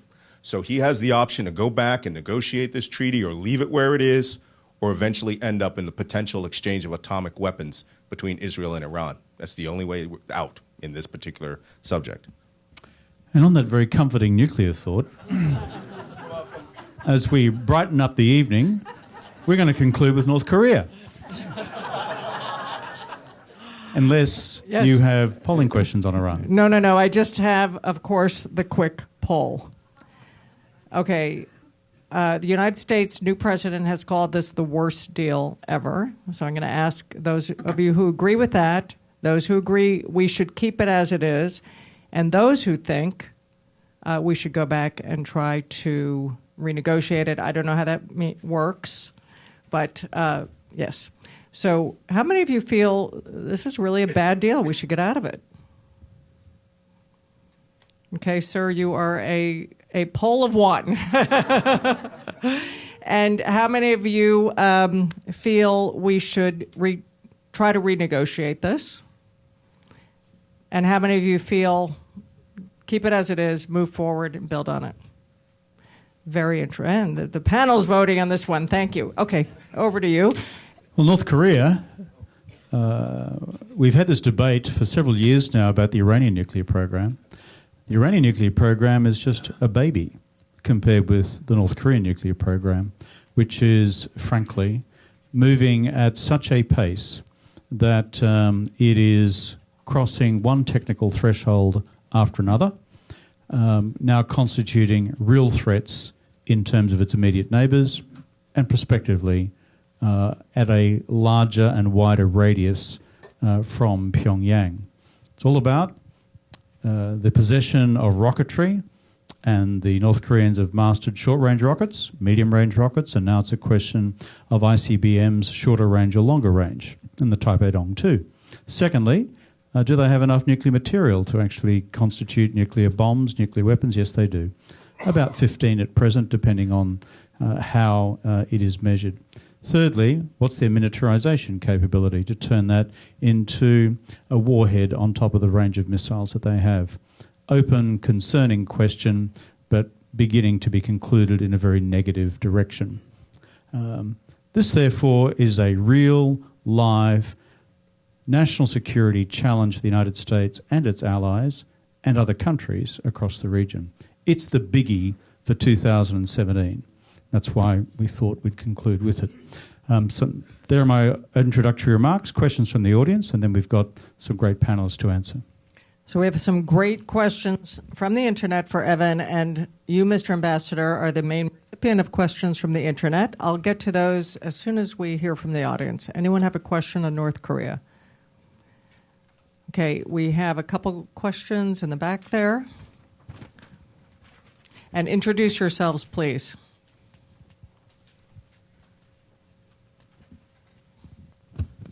Hello, my name's Tommy. I'm just here by myself, not representing anybody. And my question was, with the rhetoric from the new administration, how much more important and strategically valuable is it for China to keep North Korea around as a squeeze point for the West in a way? Thank you. Thank you. And we have...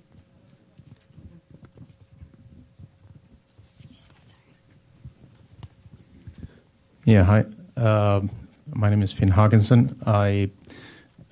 So Xi Jinping has invited Obama before to join BRICS and so on, and and as I believe that the opposite of war is development. So the solution, in my opinion, with North Korea would be to engage them and develop North Korea. So Trump and the United States and China and Russia should help North Korea. Thank you. And from the internet, this mic is not quite working. From the internet, Mr. Ambassador, people want to know what you think, what South Korea feels the U.S. should do. Can it do more on North Korea? What should the U.S. do? How can the U.S. be helpful? And the question from Katie is strategic patience desirable? For you, Evan, Nicole points out that South Korea is having some political difficulties at the moment, and also there seems to be a real rift in the political system, but also among the public in South Korea. And given these disagreements and the opposition party, what can the U.S. do to help ensure that there's not a rift on North Korea policy that makes it more difficult to try to solve this as we try to move together with South Korea?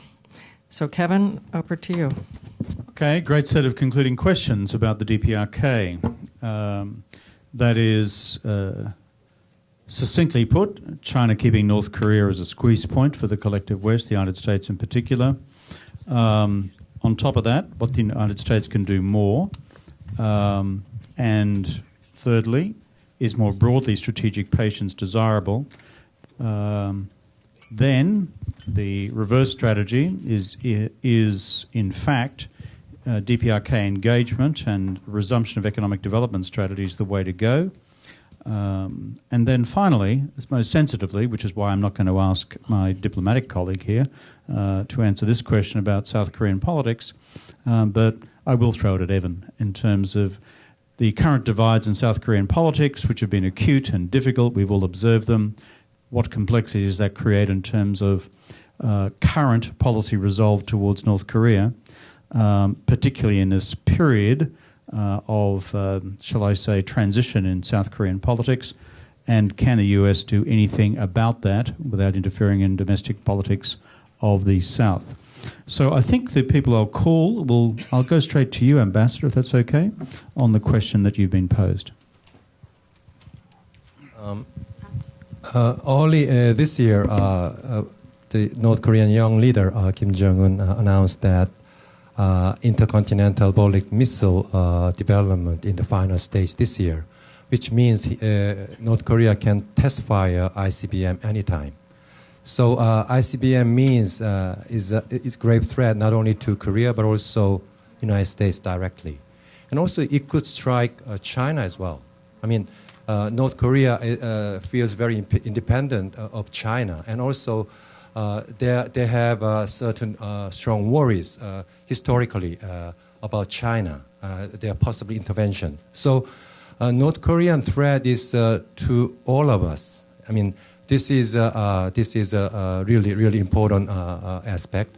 So all P5 permanent members of Security Council agreed on unprecedented sanction against North Korea. But we need to go further, much further, to denuclearize North Korea. Strategic patience, it was a good diplomacy to North Korea, but it could not denuclearize North Korea. And there's no dialogue or sanction, heavier sanction on the road.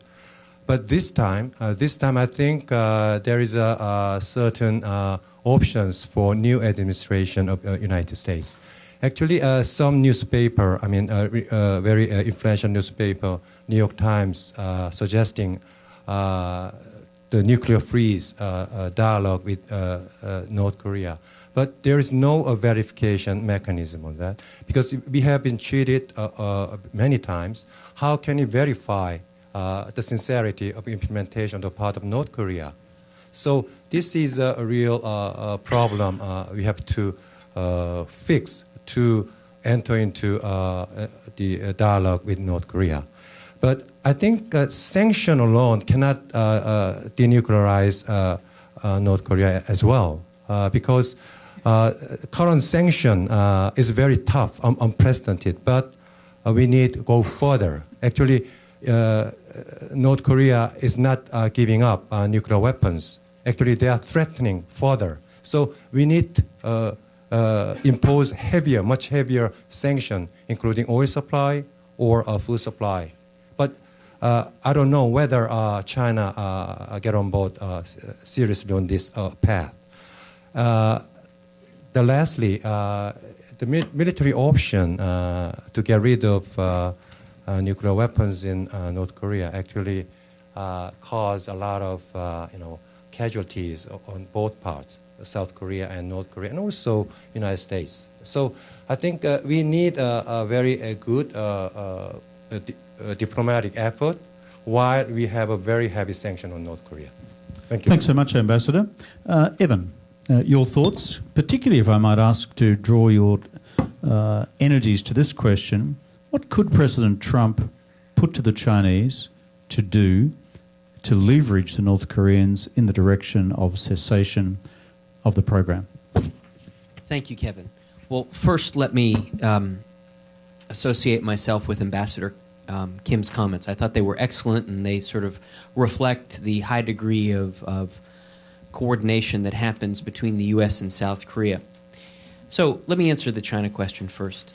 So China traditionally has had two reasons it's reluctant to really squeeze the North Koreans. One is the buffer state theory, this idea that you need North Korea as a buffer between China and South Korea and specifically U.S. forces in South Korea. And second is sort of the instability theory, which is China doesn't want North Korea to collapse because it would result in huge refugee flows in northeastern China, it would create a huge humanitarian crisis, and it would be impossible for China to manage it. In recent years, the buffer state theory has been going away because North Korea has become, on balance, net, such a huge source of instability for China. It's creating instability in the region. It's raising questions about growing U.S. military involvement and trilateral U.S., Japan, South Korea military engagement in the region. And I think under President Xi, he recognizes that North Korea is creating far more problems than anything else. So, of course, that raises the obvious question, what can China do about it? And that's where the United States comes in, because U.S. policy tools really fall into three baskets. There's diplomacy, there's sanctions, and there's deterrence or military options. And the U.S. has basically used some combination of these over time. As Ambassador Kim mentioned, we've tried diplomacy multiple different times, tried reaching out, tried negotiating agreements, and mostly those efforts has failed. The North Koreans usually end up cheating. We've tried sanctions. Now, as Ambassador Kim said, that the sanctions in place now are stronger than they've ever been before, but they could be stronger. I think one of the poorly understood aspects of the North Korea problem is there are a set of tools out there, secondary sanctions, that could really squeeze the North Koreans and cause them real pain. The trick is it requires a high degree of compliance from China, and it requires China to be willing to accept some pain. Chinese companies, Chinese banks wouldn't be able to do business with North Korea. And then, of course, it requires China to stomach the fact that it might generate some instability in North Korea, the thing that China fears the most. And so the only way to elicit or to address that Chinese concern is to have a relationship with the Chinese in which their concern about instability, their concern about the future of the Korean Peninsula, especially a Korean Peninsula in which there are substantial U.S. forces there, are addressed. And that would involve developing a relationship of broad strategic communications, maybe an element of sort of leader-to-leader level trust in the U.S.-China relationship, in which these big, weighty questions about the future of the Korean Peninsula, what would happen if North Korea went away, what would South Korea do, what would happen to U.S. forces, and these are all tied up in very, very sensitive questions directly related to South Korean politics. So to get to the final question, that's why the current instability in the South Korean political system is a huge structural constraint on the ability of this the Trump administration to manage this problem. In the Obama administration, we were extraordinarily fortunate. We had President Lee Myung-bak and then Park Geun-hye. Both of them were strong leaders, had strong political bases in South Korea, and they had very, very clear visions for how to address the North Korea issue. And you had this surprising degree of solidarity between the U.S., Japan, and South Korea. But in South Korea now, we will likely have the impeachment of President Park. That means there will be a new election. It will probably be a center-left government being elected, which means that they may not be, very likely they won't be closely aligned with what looks like a very coercive approach by the Trump administration. So the ability for that high degree of coordination on the U.S.-South Korean side is probably not going to be there. And then you have this prospect of Trump picking numerous fights with the Chinese on all the issues that Kevin raised at the outset, which means that do you have the basis for a strategic discussion about the future of the Korean Peninsula, and can you build that sort of leader-to-leader level relationship that can get at some of the fundamental sources of mistrust that constrain China's approach from being a significant contributor to some mix of diplomacy and sanctions that could potentially resolve this issue? Thank you so much. That's it from us as far as North Korea is concerned. Are you still in voting mode? Yes. Your final chance to vote, and then we're going to hear some closing remarks from the panel and some thank yous that are very important. So how many people feel they understand how this could have gone on for 20 years and why we still have a problem? How many feel that's very clear? You know, I've traveled there in various roles many times to North Korea, and it's just astounding that this is the biggest security problem we're facing right now, given the fact that this is not a wealthy nation or a powerful nation. And so one big question is, how is it that we cannot solve this problem? How many of you feel the U.S. could be doing more on this? How many feel China could be doing more on this? Okay. So that's my final poll. But before we end the program, because once we end, everyone will jump up and want to talk with our panelists and others, I want to do a few quick thank yous. So first, Asia Society is a function of the wonderful people that support this institution. And we have a number of not only our trustees here tonight, our amazing trustees, the best trustees in the world, but also our trustees emeriti and our ASPI, our Asia Society Policy Institute council and founders who support Kevin Rudd's work. Could you all please just stand up so we can thank you? Thank you. Thank you. And you're one of those, Lolly, too, but so thank you very much. Also, we've talked tonight about many serious things. And one thing that I always remember and always respect is we've had amazing leaders in this country who saw the world when it fell apart in World War I and World War II. And that fabric of resiliency that's been built really layer by layer over the past decades to stabilize the world really has been an incredible project by the United States and something that was always agreed to by all parties. And there was no individual more central to that in a more amazing way than John Whitehead, who used to be chair of Asia Society. An amazing individual who we are so sad to have lost a couple of years ago. John was the man that New York turned to rebuild after 9/11. And I'm getting very emotional, but we're just so honored tonight to have Cynthia Whitehead, who we've adopted as a trustee emeriti. And Cynthia, could you just stand so we can...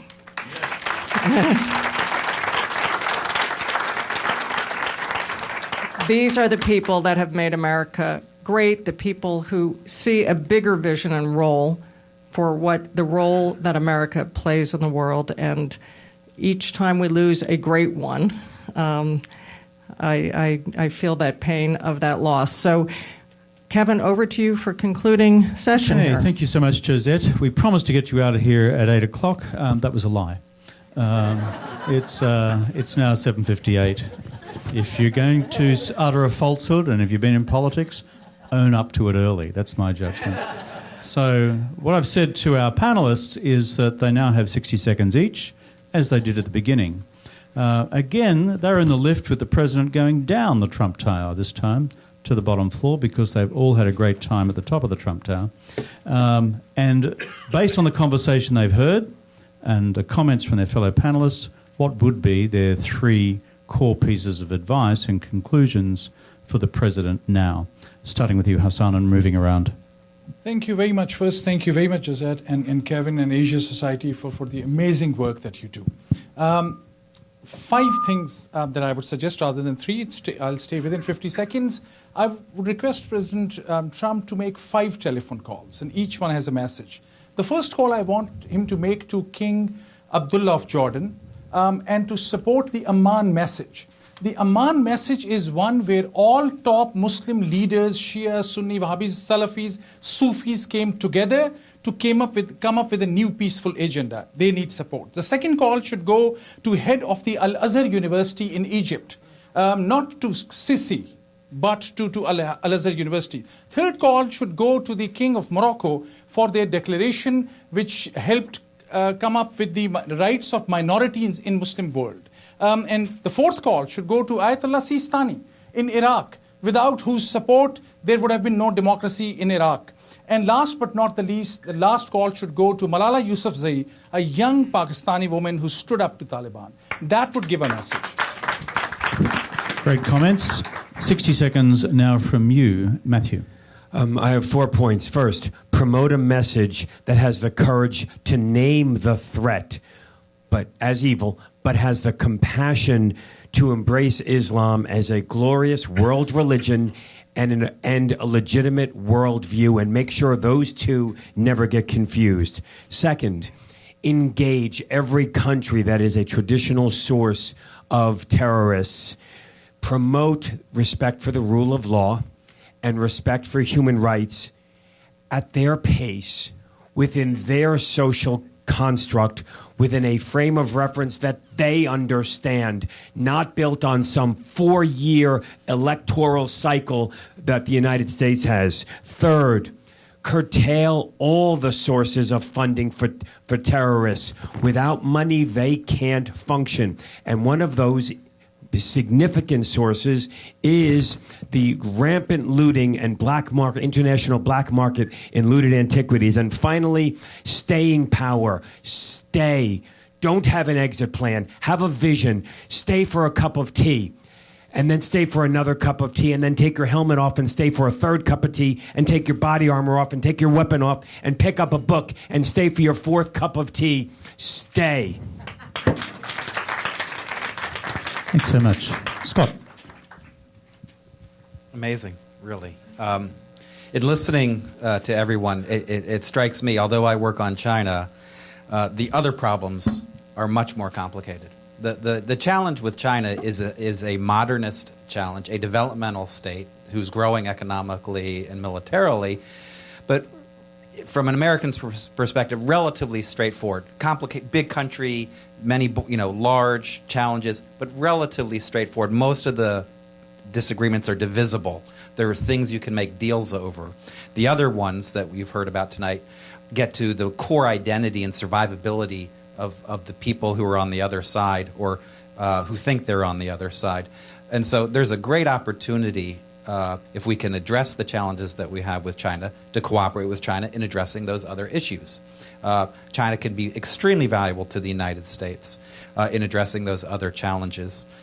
But what I'm left with as a question is, how far can we go with the Chinese in addressing all of these when, for me, a lot of the solution at the end of the day, the perfect solution involves helping to develop a more liberal international order.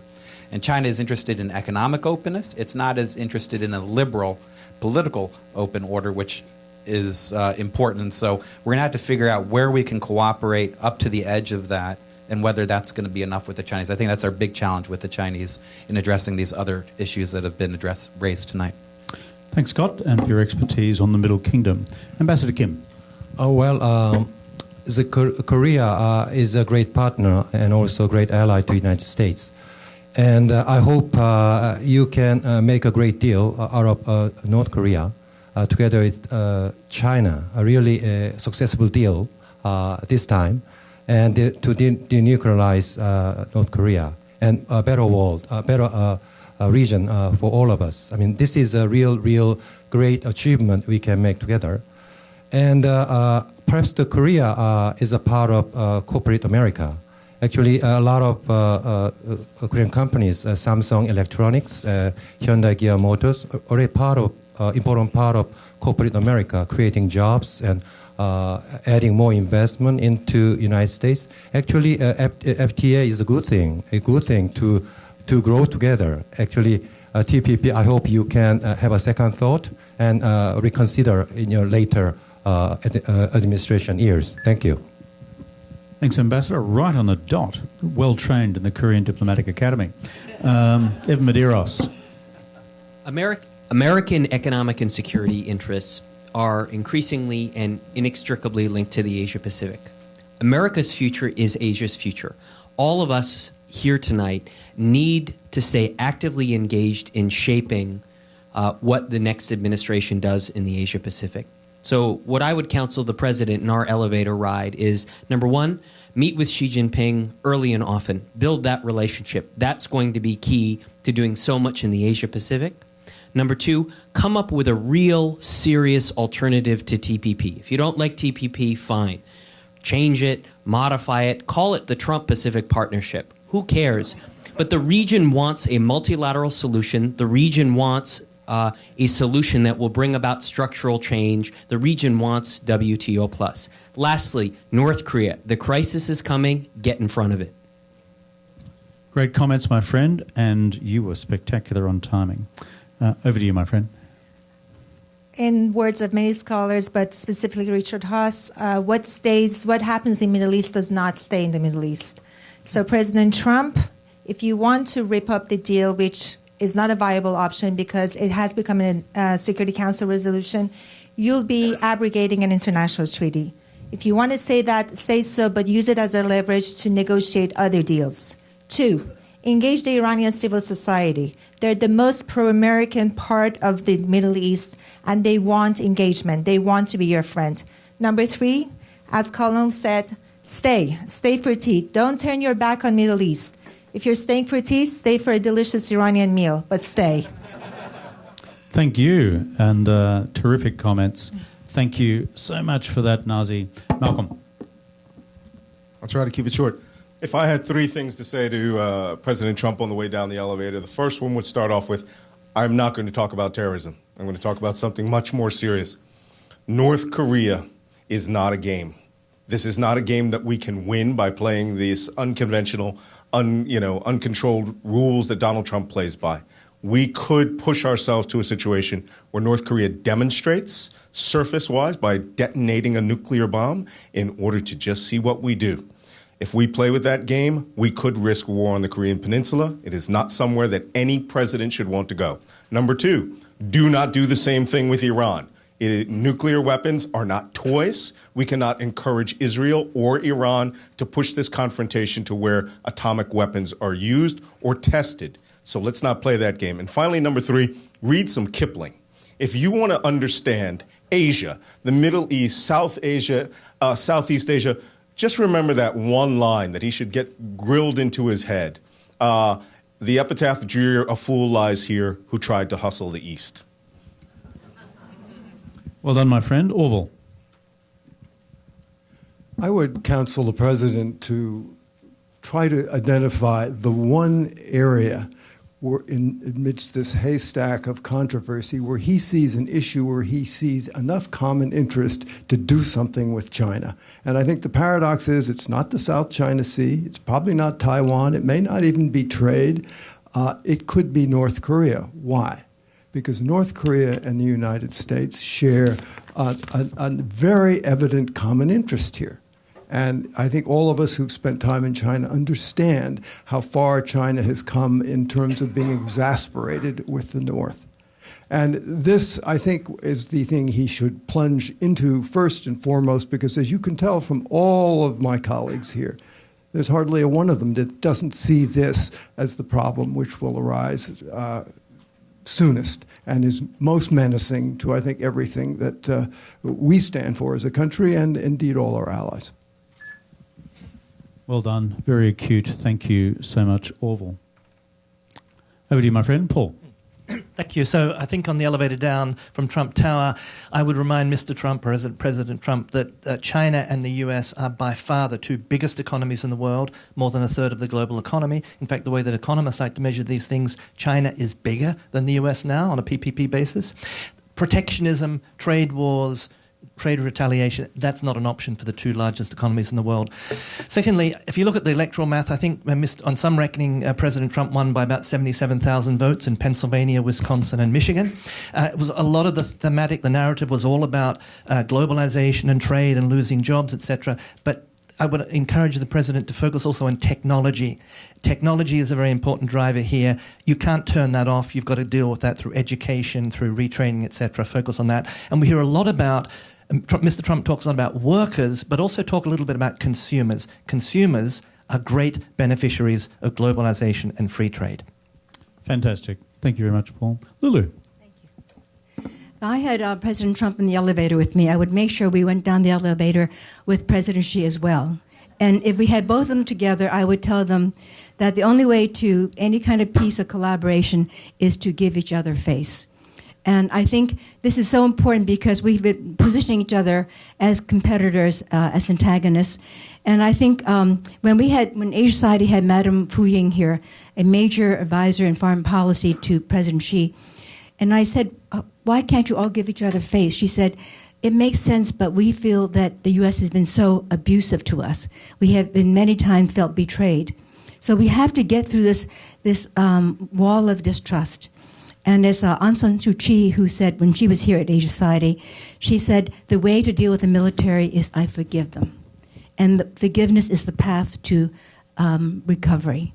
So I think we need to get past distrust, past grievances, and work together, not let others divide us, but let us work together. Thank you, Lulu. Mianzi, Chinese word for face.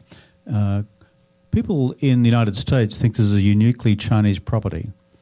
People in the United States think that Asians are preoccupied with face. That's because Americans and we in the West have no capacity for self-reflection about our own preoccupations with our own face. But there you go. Lally, over to you. Okay. So I would say to President Trump, do not move the U.S. Embassy from Tel Aviv to Jerusalem. It's unnecessary, provocative, and will cause a lot of problems for King Abdullah of Jordan and other Arab allies of the United States. And secondly, with deference to my Asian experts here, we're far more expert than I would say reaffirm the one China policy. There's no way out. China will not back down. And according to the Chinese at Davos, it will cut off our 5 largest exports to China. I don't see that as a good thing myself. Well, there you have it, ladies and gentlemen. 60-second summary from me. 5 big subjects, core points. China, work on the substantive issues. There are 4 on the table, but put the one China policy to bed. Go to Sunnylands. Establish a relationship, because that's the way the art of the deal can be constructed across a table. On trade, give him some time, which is Mr. Trump, President Trump, a capital P protectionist? Is it more rhetoric than will turn out to be the reality? Open question. But in terms of the region, if it's not going to be TPP, then what will it be?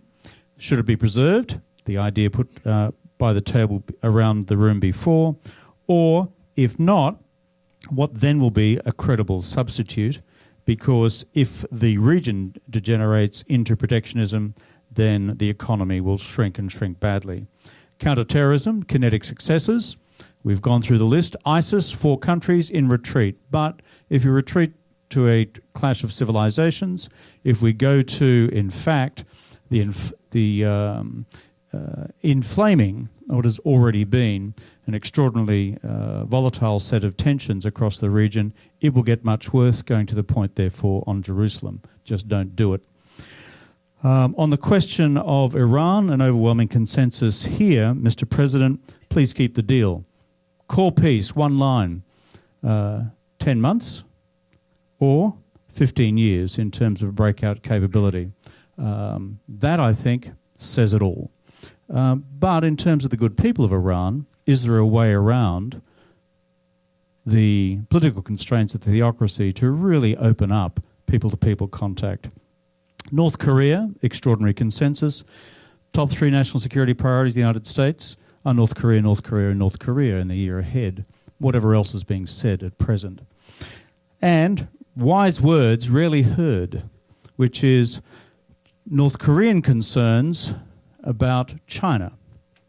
Also, Chinese concerns about North Korea, in particular, how the North Koreans would use a nuclear capability, not necessarily against US allies in the region, but perhaps as leveraged by the North Koreans more broadly. And therefore, going to the elements which Evan pointed to most acutely, if the Chinese are concerned about buffer state concerns, if the Chinese are concerned about implosion, then for progress to occur and for the Trump art of the deal to succeed, deal with those 2 substantive issues, and they can be dealt with. But it requires a level of statesmanship between leaders who have trust on a fundamental geopolitical rearrangement on the Korean Peninsula, which I think would be a huge achievement for President Trump. There's one point that's been left out of our conversation all throughout this evening, that's India. There's a reason for that. I've just been to Delhi. Spoke briefly with Prime Minister Modi, spent a lot of time with Foreign Secretary Jaishankar, saw and spoke at length with the Finance Minister, Jaitley, and the reforms being undertaken within the domestic economy. Demonetisation, huge political challenge. Goods and services tax, big economic reform. But you know, if you speak to the Indians and they look at the Trump administration, they don't foresee any particular challenges or problems but one. If he does turn out to be a capital P protectionist, our Indian friends are concerned about sending the global economy south. And that would be a challenge for us all, including our friends at India. Ladies and gentlemen, put your hands together for a fantastic panel, and thank you for your attendance.